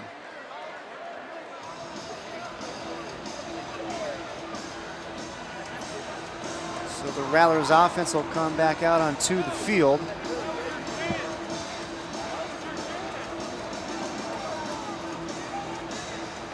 And the Rattlers offensive players are just making sure the officials know exactly where to spot the ball as they were hovering around the 5-yard line. And Arizona's guys were telling them, no, you gotta get it out to the 20-yard line. As we take a look at the IFL offensive rankings for Arizona, and they have been so dominant running the ball this season, Dale. It's definitely been their calling card offensively, although Ziemba has really picked things up throwing the ball as well. And as we see Monroe, another big run for another first down. And he's one of those running backs. He starts to get into a groove. We talked about Peoples and Monroe. Last year they had Thunder and Lightning. Now you have Peoples, Monroe. You had Thornton earlier this year, but you can just wear down defenses, and these running backs just love the ball. You can see the more they carry the ball, the more confident they get as other officials talk. And flag down at the 15-yard line. Yeah, Monroe's a guy, he just likes to get it worked up in a lather. More and more carries he gets, the stronger and stronger he gets. Also helps when you run behind a great offensive line. After the play, unsportsmanlike conduct, number 6, throwing the ball instead. So the unsportsmanlike conduct call is going against Darius Sims. And he's looking for an explanation from the officials. well, it's been so interesting. The first quarter and a half was so smooth. The last half of the second quarter in this has just been so disjointed with the sloppy play, the penalties, the miscues on special teams. And again, if it's unsportsmanlike conduct, call it and let's move on. We only had one penalty in the first quarter. Well, they're making up for it. Saying the players. Yes. Well, after the penalty, Arizona will take it first and goal from the Green Bay 8. Siemba throws it away, but he had a wide open Anthony Amos. Anthony Amos ran an option route, and he broke it out and was wide open.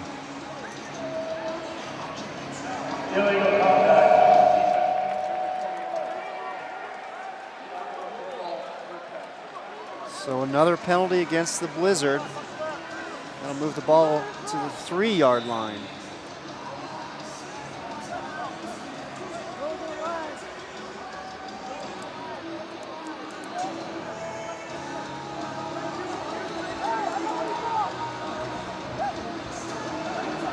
Ziemba goes under center. Chris McAllister, the defensive end, is checked in. He gets taken out down low by Asprilla. We got more penalty flags on the play. It's like every official wants to, hey, you threw one, I'm going to throw one. They're taking turns at this point.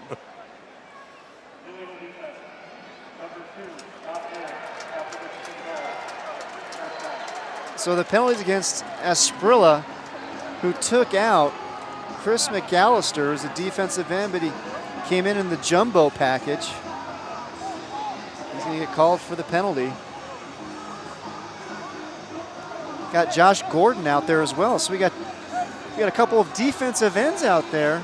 McAllister and Gordon here. Well, we see him throw the ball out of this jumbo package. They can also run the ball. And it's Gordon in motion. Monroe goes to the right side.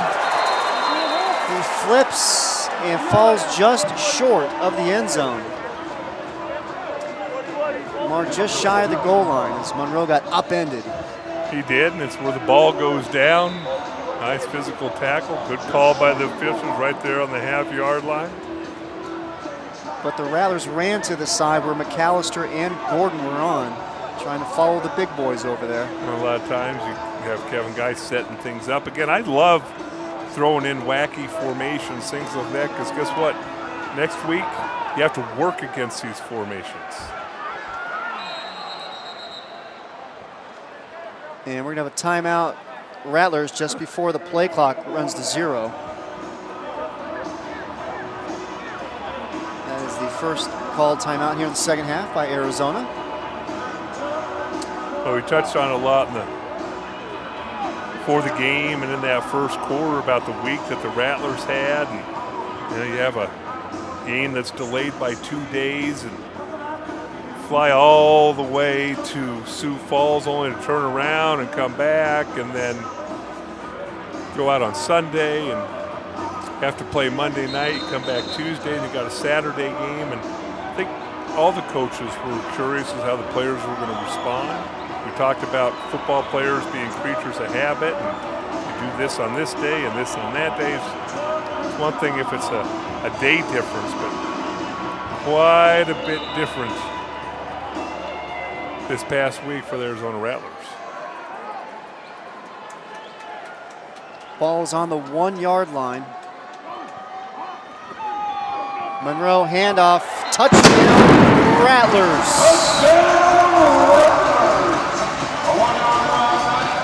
Daryl Monroe with his second touchdown run of the quarter. And Arizona strikes again. This time you send motion away from where you're running the football and trying to get all eyeballs on those big guys. Over the offense's left, you run to the right. So many different things you can do out of that formation, and they have thrown the ball before. Petrie's extra point is good. With 6:41 remaining here, third quarter, Arizona leading Green Bay 52-27.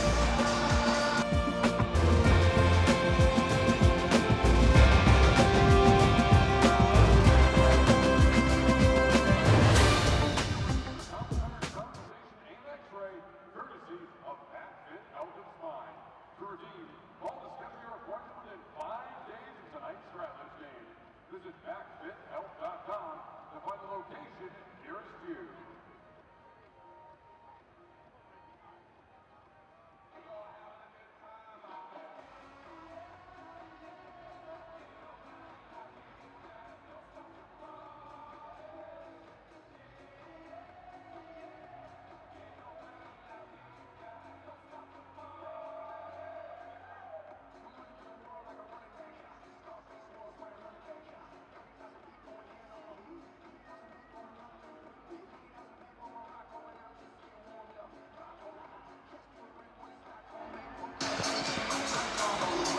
There's plenty to be fired up about here at the Snake Pit tonight.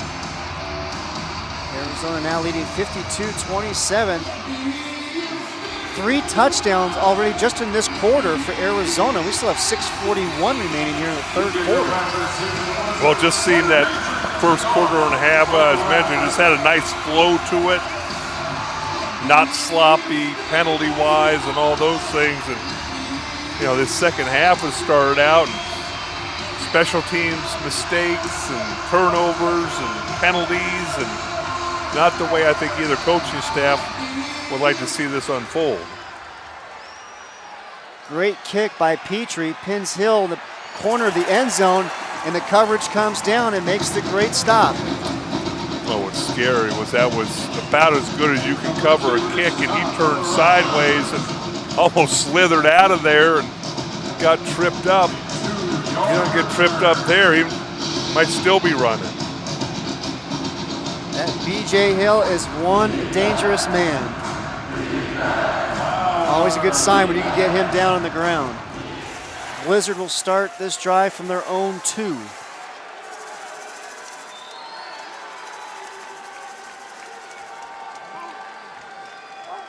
Hicks in shotgun, inside handoff. And there to make the tackle, Ryan Langford. He was there waiting for him.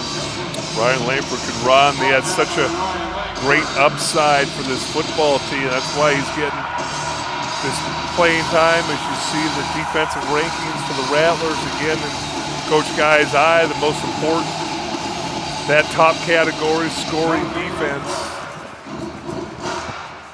35 points a game, but top 2 in all those other categories as well. Second down and 9. Pass is complete to Malott.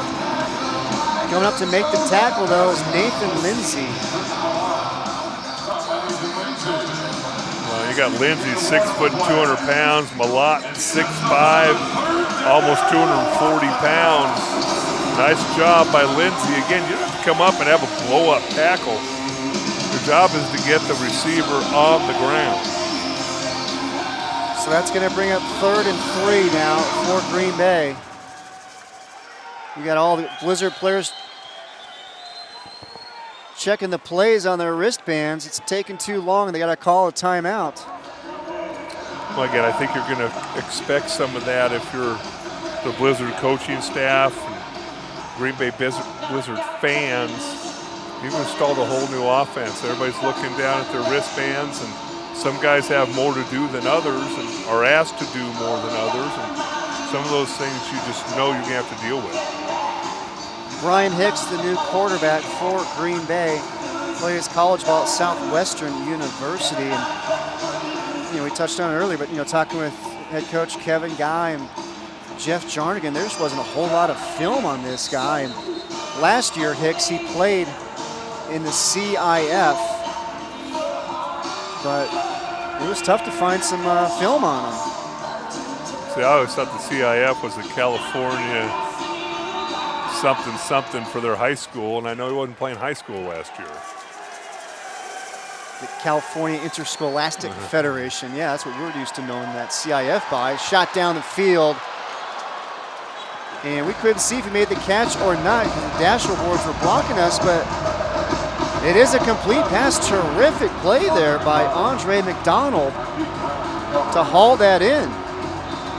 What tremendous concentration. You got defender running on the inside. That's our Keith Brown. You got the dasher boards on the outside. Really well-thrown ball on 3rd and short. Take a shot down the field and you execute. Andre McDonald, 6'3", 230 from Minnesota. Terrific catch down the sidelines.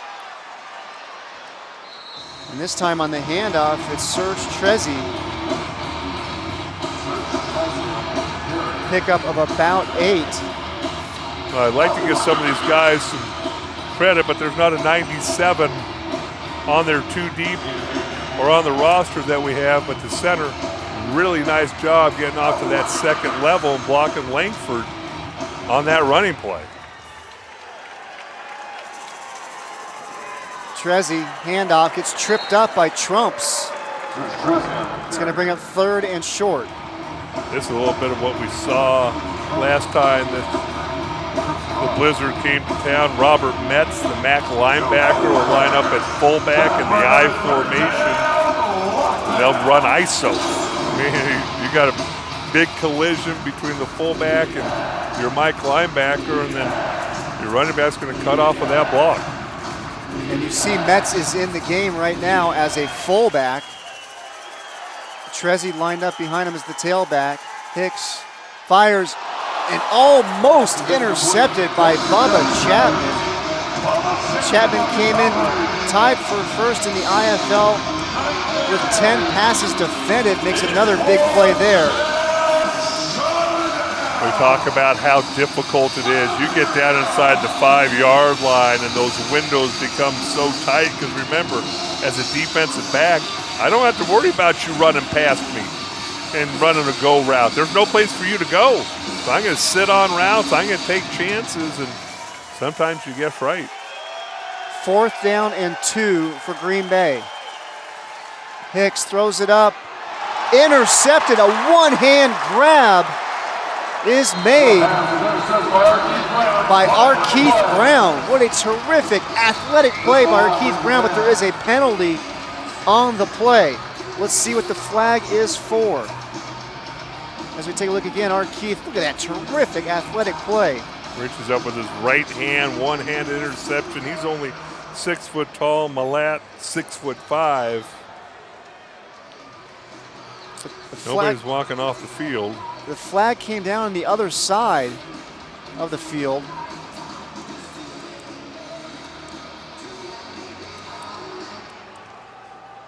Illegal defense, number 24 was not in the box. After making the goal, we play 4th down. So the interception is wiped out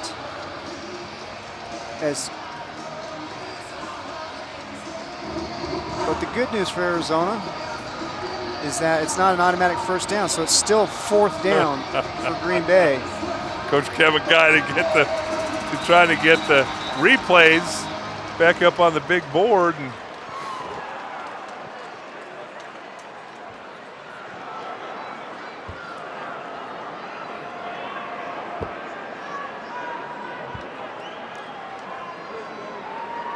looks like he's maybe being told that he can't challenge the play.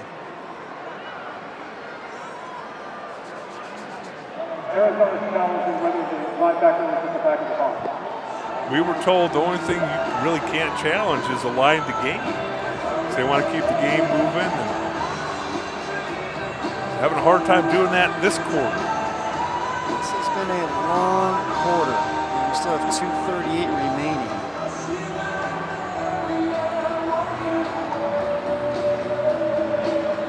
And they are going to actually challenge.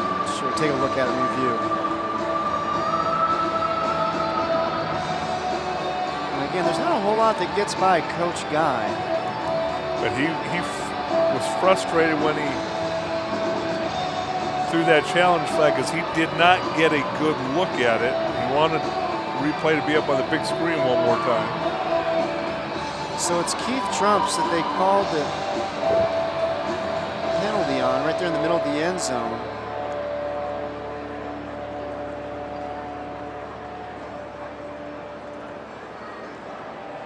After review, no linebackers were at the back of the box. The back of the box is the 1 yard line on that play, and the linebacker was in the end zone.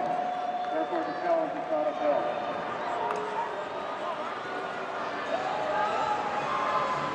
It's not upheld or it is upheld? I wasn't quite sure what to decipher there, but Coach Guy, obviously the call did not go Arizona's way.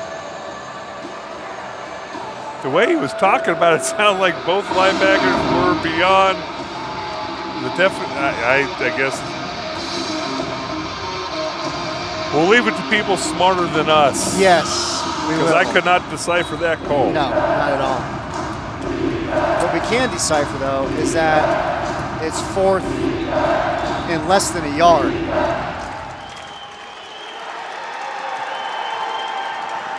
Hicks hands it off. Trezzi fighting for the first down, but I don't think he got there. I think Arizona came up with the stop, and they did. That was Mosley coming in unblocked. 6'3", 255 pounds coming off the edge. Mosley played his college ball at Alabama State. Making the big 4th down stop, and look at this. We're going to see a new quarterback here. Verlon Reed is going to check into the game. We have not seen him since the first offensive drive of the season. Suffered an injury. Haven't seen him since. And now he's back out onto the field.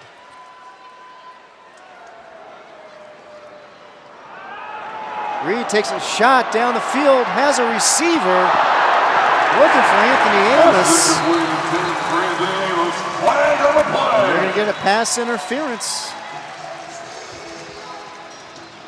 How about that? Verlon Reed checks into the game, takes a shot down the field, first play. Well, we know we can throw the football.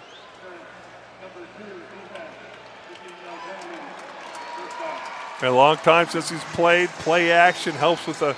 You have a running game, fake the handoff, take a shot down the field. Just tell you one position I would not want to play in the indoor football league, and that's defensive back. It's almost unfair what they ask these guys to do, and the nitpickiness of the officiating, but that's what they're told to do. You got to have a short-term memory if you're a defensive back in this game. Handoff left side.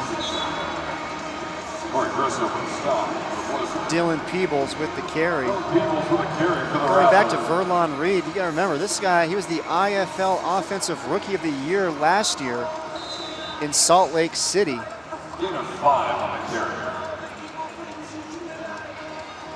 He's a guy capable of doing some serious damage out there. Won the job coming out of camp. First drive of the season against Sioux Falls. Drives the Rattlers in for a touchdown. Gets injured. Jesse Emba takes his spot. They win that game. They've had a really nice start to the season under Jesse Emba.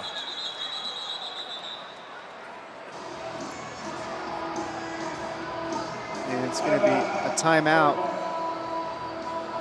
by the Rattlers. Kevin Guy wants to talk things over. Yeah, Verlon Reed last year, he led the IFL in rushing yards with 759. He was also 3rd in passing yards and total touchdowns. But now he's basically starting all over again for him. It's been a while since he's seen the field. But if you're Coach Guy and this coaching staff, you got to feel really good about having 2 quarterbacks who can win football games for you. I think Coach Guy wanted to get Reed some snaps last week, and things didn't go their way in the second half. As you know, Sioux Falls is always going to make a charge at you in the second half, and he was a little upset he wasn't able to get Reed some snaps. Yeah, Reed, he's a guy that's athletic. He can throw, he can run it. He can be a threat to score just about every time he's able to find a running lane. He's got some wheels, he can go. Reed rolls out, wide open receiver. Making the catch is Jamal Miles. Had some fights for a first down. Looks like he's going to be marked just short. We have third down. Well, Verlon Reed has a little more running ability than Ziemba does. A little bootleg action there. And, right now the Rattlers need to kind of get their sorts back together. They're down 10 seconds, and they're just breaking the huddle. And 3rd and 1. Peebles, left side, first down and more. Boy, Dylan Peebles. Good looking running back, 6'2", 220. You mentioned it, Dale. He can run a 4.5 40. I tell you what, Chris, I'd just line up and I'd run behind Lamar Mady. I mean, I know Peoples is good. I know Monroe is good. I have a feeling that you could run behind Lamar Mady and gain positive yardage, and that's saying something. That is showing some serious confidence in Lamar Mady. And we are through 3 quarters here at Talking Stick Resort Arena. And the Arizona Rattlers, they lead the Green Bay Blizzard 52-27, the 4th quarter, when we come back.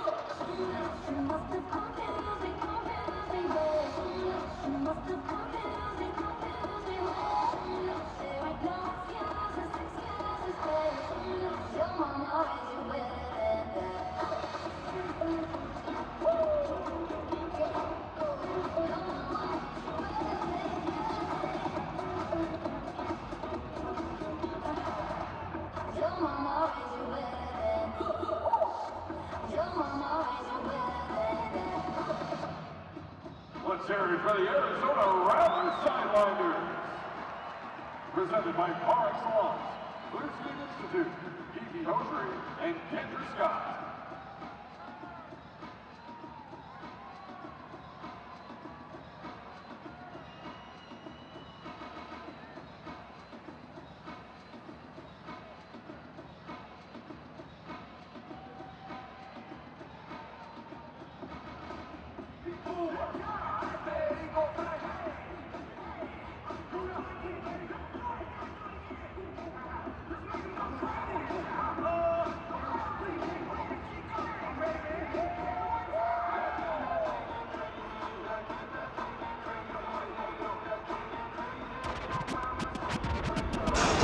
The Arizona Rattlers are brought to you by Spooner Physical, transforming our community's physical therapy and hand therapy needs for 25 years. Experience health in motion for yourself. And by Tea of a Kind. Stop, rethink your drink. Hydrate with Tea of a Kind. And The Park. Eat local, party local, the official post-game spot of your Arizona Rattlers. And I have a feeling if this trend continues as Arizona leads 52-27, The Park might be a good spot to be after the game.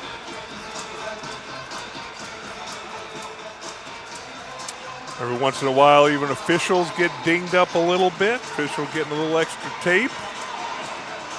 Again, these officials run along the dasher boards. You're avoiding guys flying at you full speed, and you have no pads on yourself. So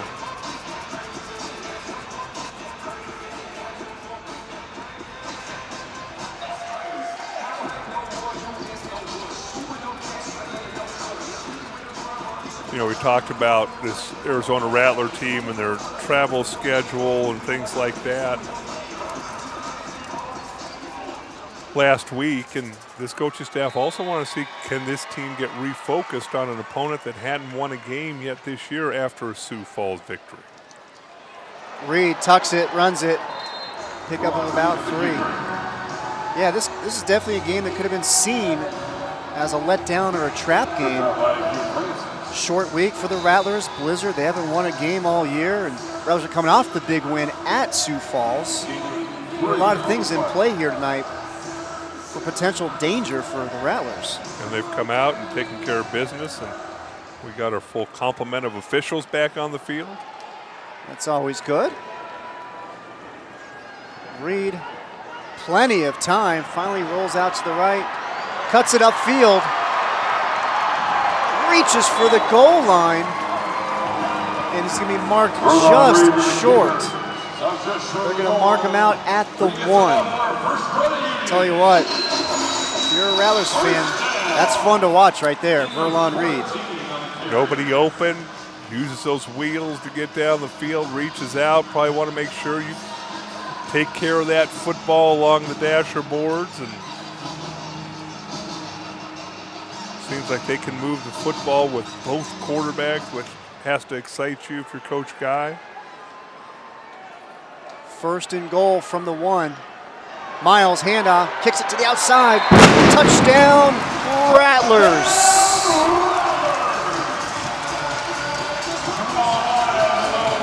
And it's Jamal Miles with his 3rd touchdown of the night. 2 of them through the air, 1 of them on the ground. Just makes it look so easy, just a quick little move inside, bounces it outside. You just have to have a certain skill set to be able to be successful running that fly sweep, and Jamal Miles has done it really, really well. And the extra point is good. Jamal Miles, 3rd touchdown of the night. Rattlers up big.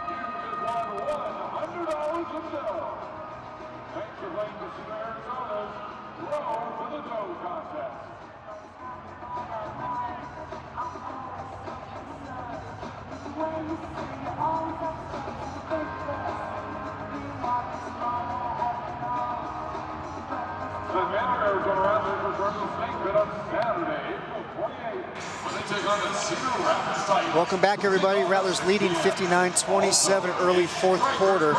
We have a final in Sioux Falls. The Storm get the win over the Titans 65-48.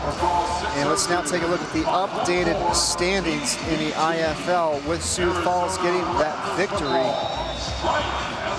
And Sioux Falls, they now move up to 5-2 on the record. Not 5-1. The Rattlers are 5-1, but Sioux Falls has 2 losses, both of them coming against Arizona. BJ Hill on the return, and he gets drilled by Keith Trumps as he knocks Hill down at the 5-yard line.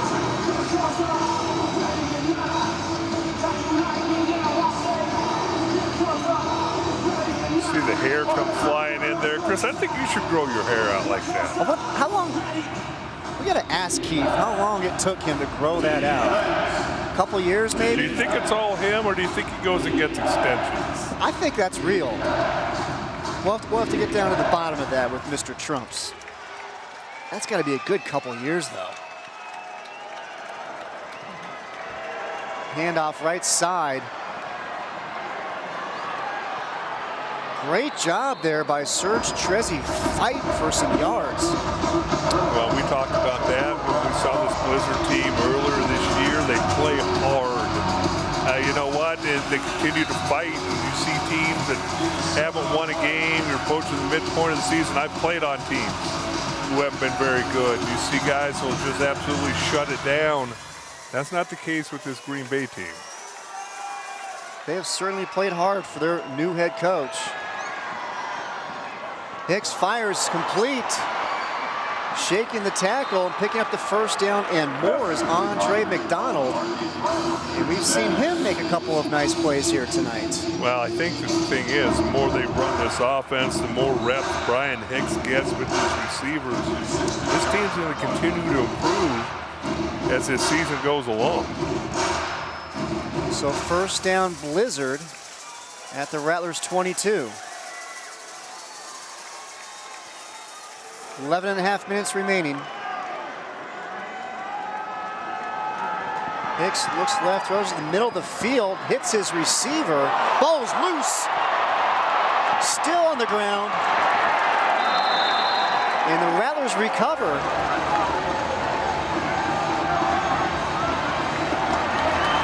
And coming away with it is Nathan Lindsay. Had interception earlier tonight, now comes up with the fumble recovery. Really nice job by Bubba Chapman putting his face mask right on the football, knocking it loose. Defense playing very, very physical, but as I said right before that play, and this Green Bay team stays together. They continue to play as hard as they are right now. I don't know if you want to play in the last month of the season.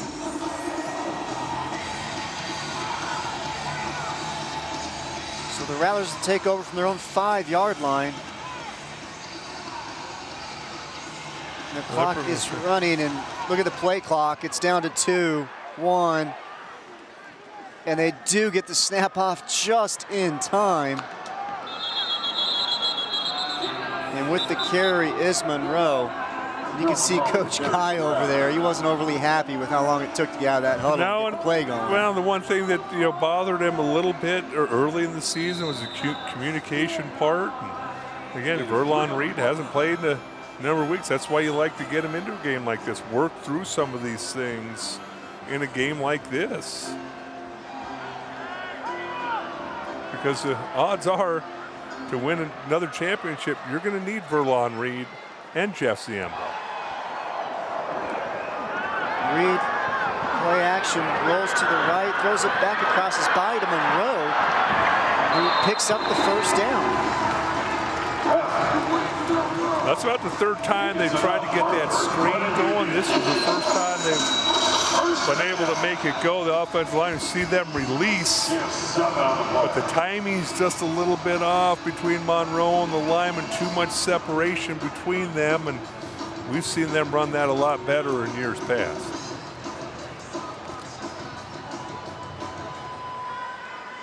First and 10 from the 15. Reed goes under center this time. Plenty of time, and just overthrows his intended receiver across the middle, Jamal Miles. And Jamal Miles actually looked behind him, wondering if that ball was intended for him or for somebody else. But again, you can practice, you can do all those things, but you need to get into a game situation where the receivers are a little faster. There's a pass rush that actually will hit you, and those kind of things to get back into this football game. Under real fire out here now. Pitch to Monroe. Great job defensively by the Blizzard. Josh Jenkins able to get in there and trip up Monroe.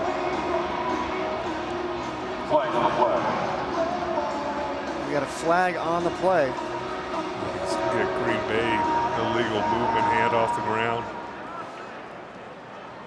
There is no foul on the defensive lineman out of the stand. He got back in the stand prior to the snap. No foul. Okay. For For those of you who are new to indoor football, defensive linemen have to have their hand on the ground when the ball is snapped. That time, defensive lineman raised his hand, but evidently got it back down before the ball was snapped, which is legal. So it's now 3rd and 9. Reed hits the receiver, Miles, who goes down along with the official. That's the one who was getting taped up earlier, too. I just look at these officials, and if there's one of them I wouldn't want to be, it would be the umpire. And that's the dude right there who just ran into the back of him, and there's no place to go. Right in the middle of all the action. With no pads on and guys flying at you from every direction. 4th down. Reed goes deep. Manny Esprilla runs into the back of the dasher boards hard and flips over. He's a little slow to get up. I think all of us would be. Let's hope he's okay. I think he's okay. Grabbing some popcorn there is Darius Sims. I guess that's a good indication that things are all right with his teammate Esprilla if he's down some popcorn over there. It's one of the great things about being an indoor football league fan. You're part of the action a lot more than sometimes you even think you will be.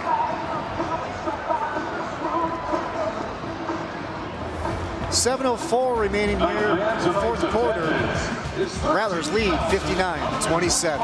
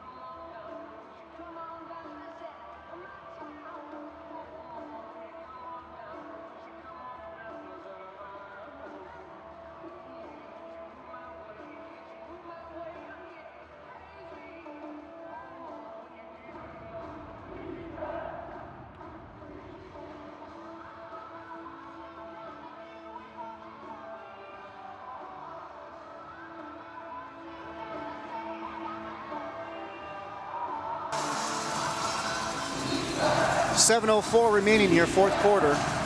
The Rattlers leading the Blizzard 59-27. Arizona looking for their 6th win of the season. Blizzard looking for their 1st win in 2018.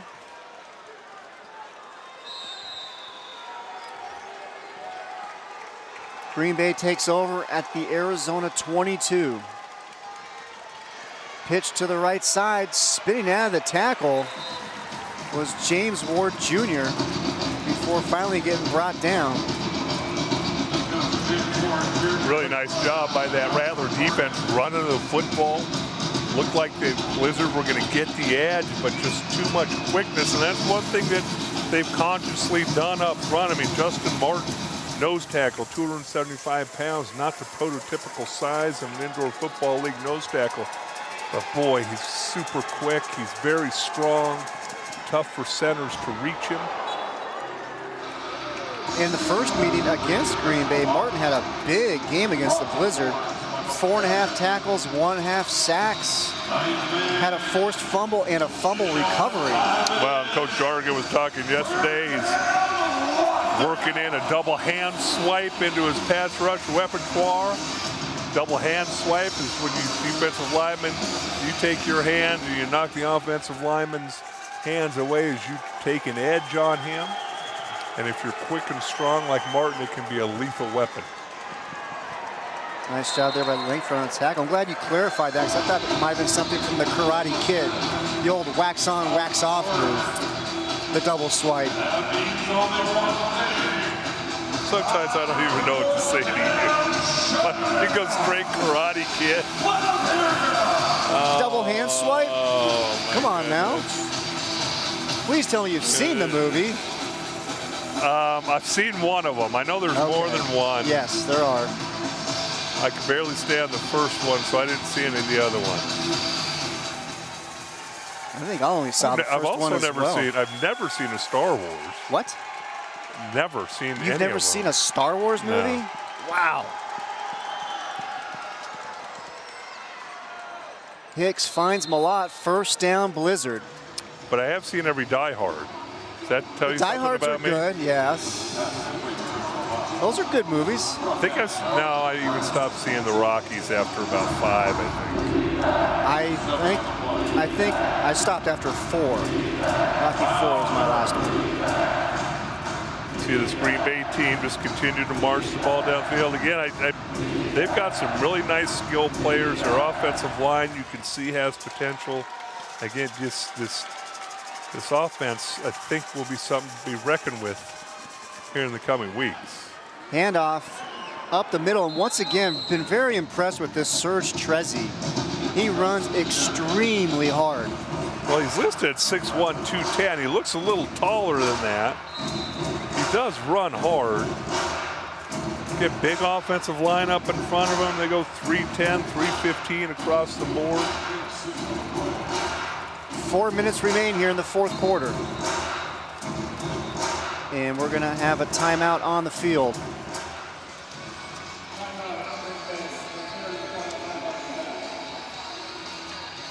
Blizzard want to talk things over. Well, and the goals coming in for this Rattlers defense, they need to be ready to adjust to a new offense. I think they've done that very well. Pressure the new QB, that's up front and in coverage. I think you'd probably give them a C in that, and need to improve run defense. It's been tough to run on this defense, save for, and that's the thing that I think that drives Coach Guy nuts is for all but one run a game, they play really good run defense. Then you give up one long run, and it kind of skews all the statistics. Another thing Coach Guy wanted to do was establish the line of scrimmage offensively and get the run game going. I feel like they've done a great job of that. Gone for over 100 yards on the night with Daryl Monroe and Dylan Peebles getting his first action of the season. Second down and goal for the Blizzard. Hicks going to keep it left side, has room, cuts it back in, touchdown Green Bay. Brian Hicks keeps it and gets the score. You see Coach Jarnigan still out there coaching. And I think that's the one redeeming quality of this coaching staff is talking to Connie Kauai. They're never satisfied. And I've always saw as a player there's a fine line between the coaching staff never being satisfied but always challenging you. But we talked to Connie Kauai, he said a couple that he said the offensive line can play better. And I told him, wow, they've been playing dominating. I said, you know what, if they play the perfect game, you're still not going to say you're satisfied. No. Got to keep your thumb on them in some form or fashion. Rattlers up big. We'll be right back.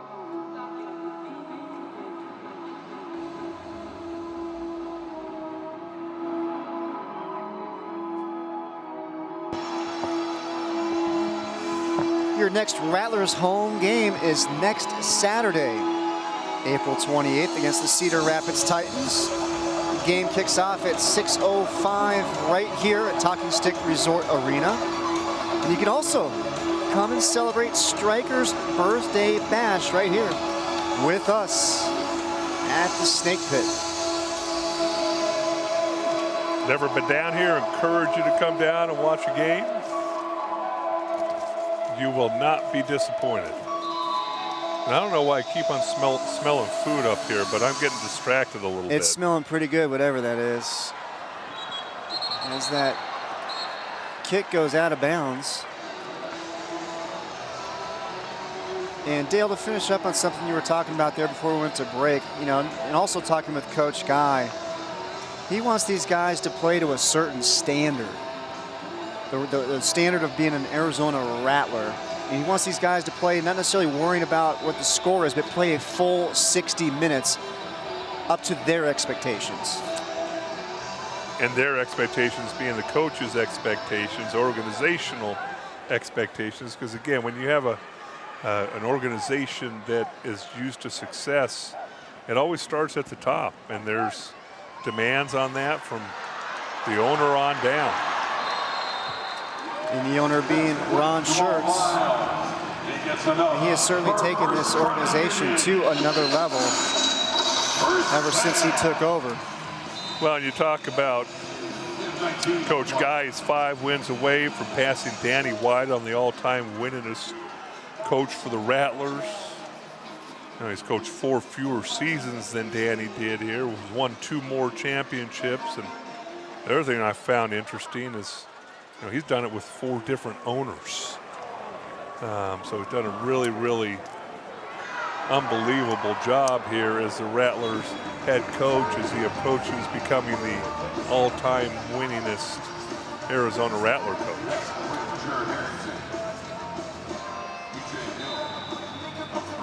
He has certainly been the benchmark every stop he's made. Coach Kevin Guy. Again, you just look across the organization, the people that he's brought in, the people that Ron Schertz has brought in, you know, just top-notch people across the board.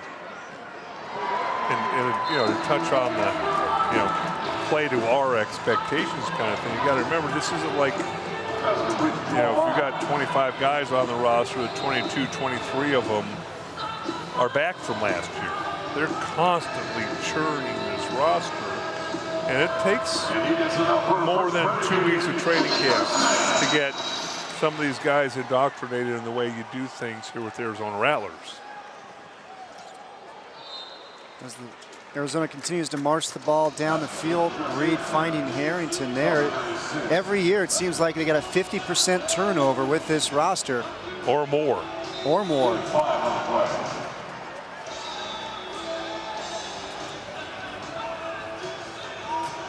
And we are now at the 1-minute warning.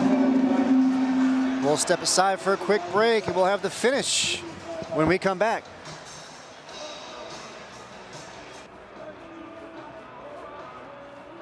And man, after tonight's game, we invite you to come down on the field for the Rattlers post-game autograph session. Your favorite Rattlers players will be signing autographs, and you can line up now at the bottom of sections 116 and 124. To ensure your safety and the safety of those around you, we ask you not to run on the field or throw a football. Post-game autograph sessions are one of the many ways we say thanks for being the best fans in indoor football.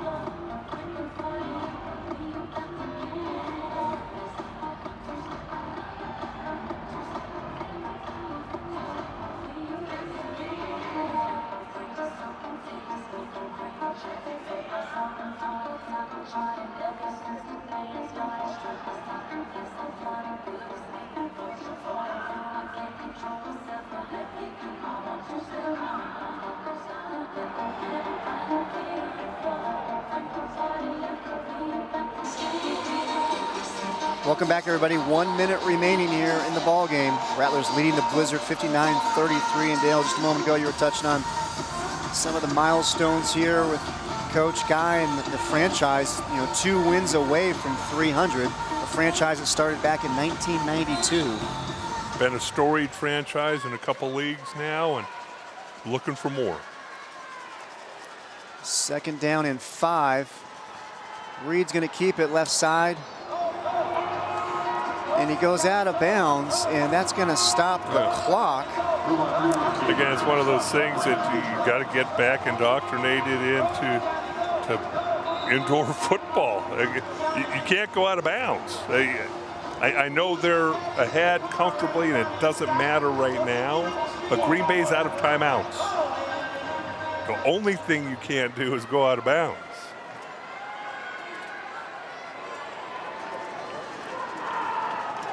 Reed's going to keep it, get tracked down from behind, and he's going to get sacked. Coming from behind to make the play is Brandon Boudreaux. And the clock will stop again because they didn't get positive yardage on the play. That's another way the clock will stop in the final minute. But we do have a penalty flag down in the end zone.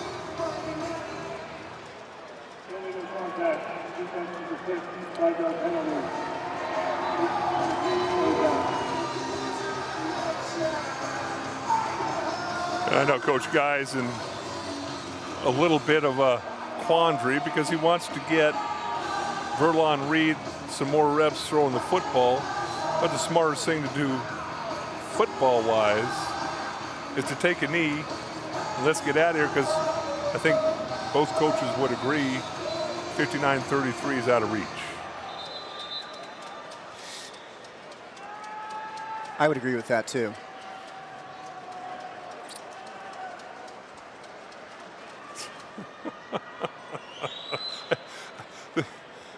Even the chain people are all discombobulated. This has just been such a sloppy second half all the way around. So we've got 1st down Rattlers as they're going to step away from this. 1st down, the ball's at the 7. Reed's going to keep it, and he's going to get sacked again. Brandon Boudreaux. So the clock will stop. And now they're going to wind it again.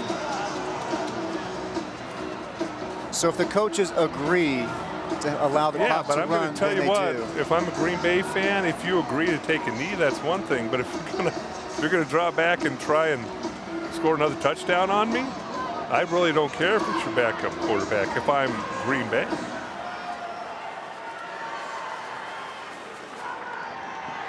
So Reed's going to try to get to outside, and he does. Gets knocked into the boards. Comes up. Reed looks like he's okay. Clock stops. 13 seconds remaining. And looks like the referees are going to wind the clock. Or at least they started to. Not when you run out of bounds. Now they stop.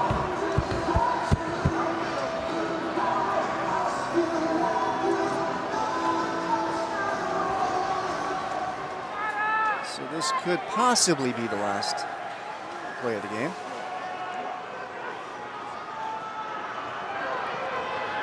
There it is to Peebles, and he's going to take it in for the touchdown for the Rattlers. Dylan Peebles with his 3rd touchdown on the night. 2 of them on the ground, 1 of them through the air right here.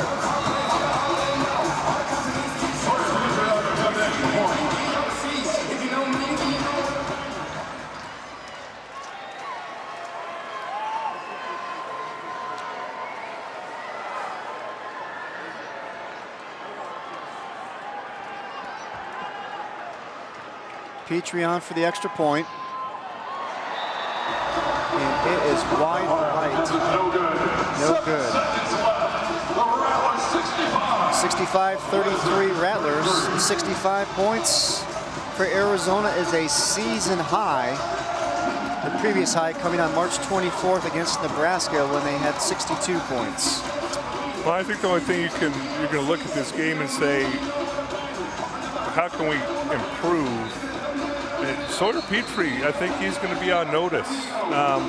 Again, you and I both love him. Maybe the nicest guy on the team.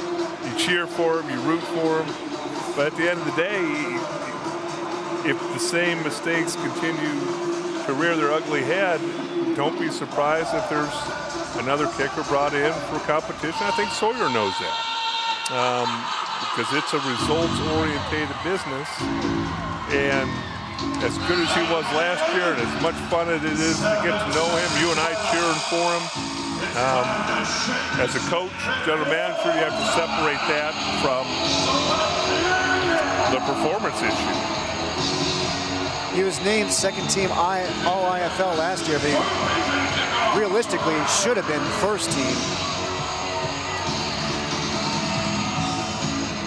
And Petrie back to kick it away here. This one will get grabbed by Hill in the middle of the end zone. Working that left side. Gets forced out by Desmond Epps with 2 seconds remaining.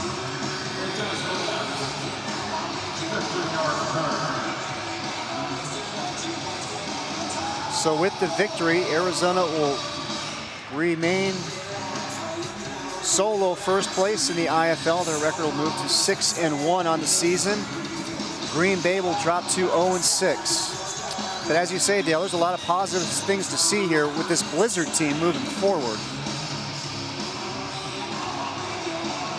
Really like a lot of what their offense showed us tonight. I really believe you're going to see Brian Hicks emerge as a pretty good quarterback in this league, and as the receivers and he get on the same page. Final play. There's the horn. That will do it. And it is a final here in the Snake Pit. The Arizona Rattlers get the victory over the Green Bay Blizzard by a score of 65-33. Arizona moves their record to 6-1 and remain in first place in the IFL. We're going to step aside for a quick break. When we come back, we'll catch up with Rattlers head coach Kevin Guy.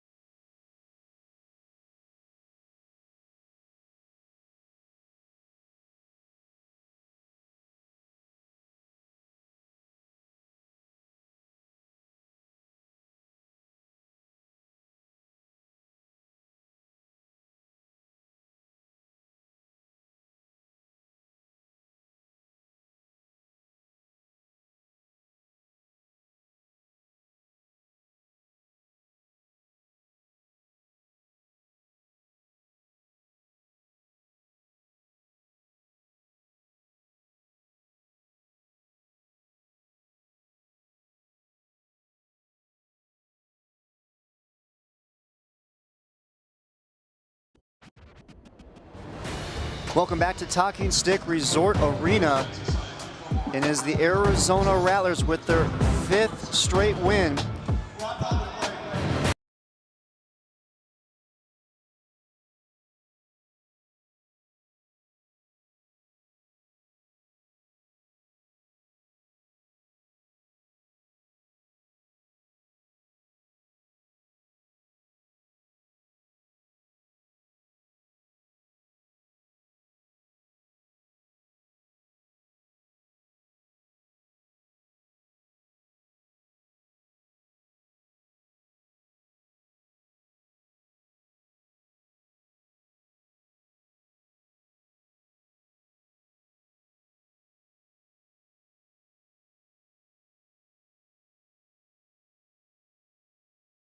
the Barnstormers there at 4-2, the only team that has knocked off the Rattlers this season. And we're happy to be joined right now by Rattlers head coach Kevin Guy. Coach, a season high 65 points for your team. What was clicking offensively? Well, I thought our defense played well and, got us some opportunities tonight. We got some stops. Offensively, I thought we did an okay job, executing. We still got to get better in some areas. We try to give some Verline some work there at the end of the game. Normally we'd run the clock out, but he hadn't played since week 1 and, played about 4 or 5 plays. So he needs all the game reps that he can get. Certainly wasn't trying to run the score up, but we definitely need to get him some work, get him ready for down the road. A couple things you mentioned to us yesterday. For the team to take the next steps, you want to develop a killer instinct and close out games. Satisfied? Yeah. Yeah. I mean, I got to see the tape. There's some things that we got to get better at. And, like I said, Verline hadn't played in a while. We had some communication issues there. And we got to get things called in the huddle. And, when you come back from an injury, you got to be ready to go. You got to be mentally getting prepared while you're out. And, it's just about getting reps. And we'll continue to try to get better from week to week. But, I thought it was a good team effort tonight. Players deserve a lot of credit. Coaches did a great job this week, especially with all the circumstances. So, we'll continue to work and try to get ready and get that 300th win for Rattler Nation next week. You got a good look at Dylan Peoples tonight. Your first impressions without looking at the film? I thought he did some good things tonight. He's a tough kid. He's been working hard and, been waiting his time. He had an injury, in training camp. We've been waiting on him to get well. And, we activated him a week or 2 ago, whatever it was, and just, been out a while trying to get some reps at practice. And I thought he looked pretty good, for his first ball game. Coach, what did you learn about your team over those last 9 or 10 days, considering the situation? Last week the game got postponed. The Sioux Falls finally played there on Monday. Then you had a short week this week getting ready for this game. What did you learn about your team here? I think we're resilient. We find a way. We're mentally tough. We can always get better in that area. But you want to try to build a team that's mentally tough and physically tough and be able to be resilient and have sudden change, be able to deal with sudden change. And I thought we did a good job of managing that from the top to the bottom as an organization this week. So a lot of hats off to the people that work in our organization. Well, Coach, congratulations on the win. We'll see you again next week. You got it. Thanks, guys. Rattlers head coach Kevin Guy getting the victory here tonight against Green Bay. Dale, your final thoughts on what you saw here tonight? Dominated performance. And again, I think you did learn a lot about this team. Playing Sioux Falls, last time they beat them, first week of the season, didn't go so well the following week. A lot of that's the mental attitude of the football team. So you're showing a helter-skelter weekend last weekend, and then you come back and play a team you're supposed to beat after Sioux Falls. You're concentrating on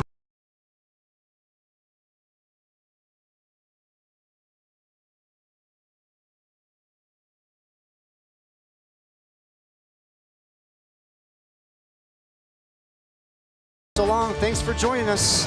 The Rattlers get the victory. They're in first place in the IFL. We'll see you again next week.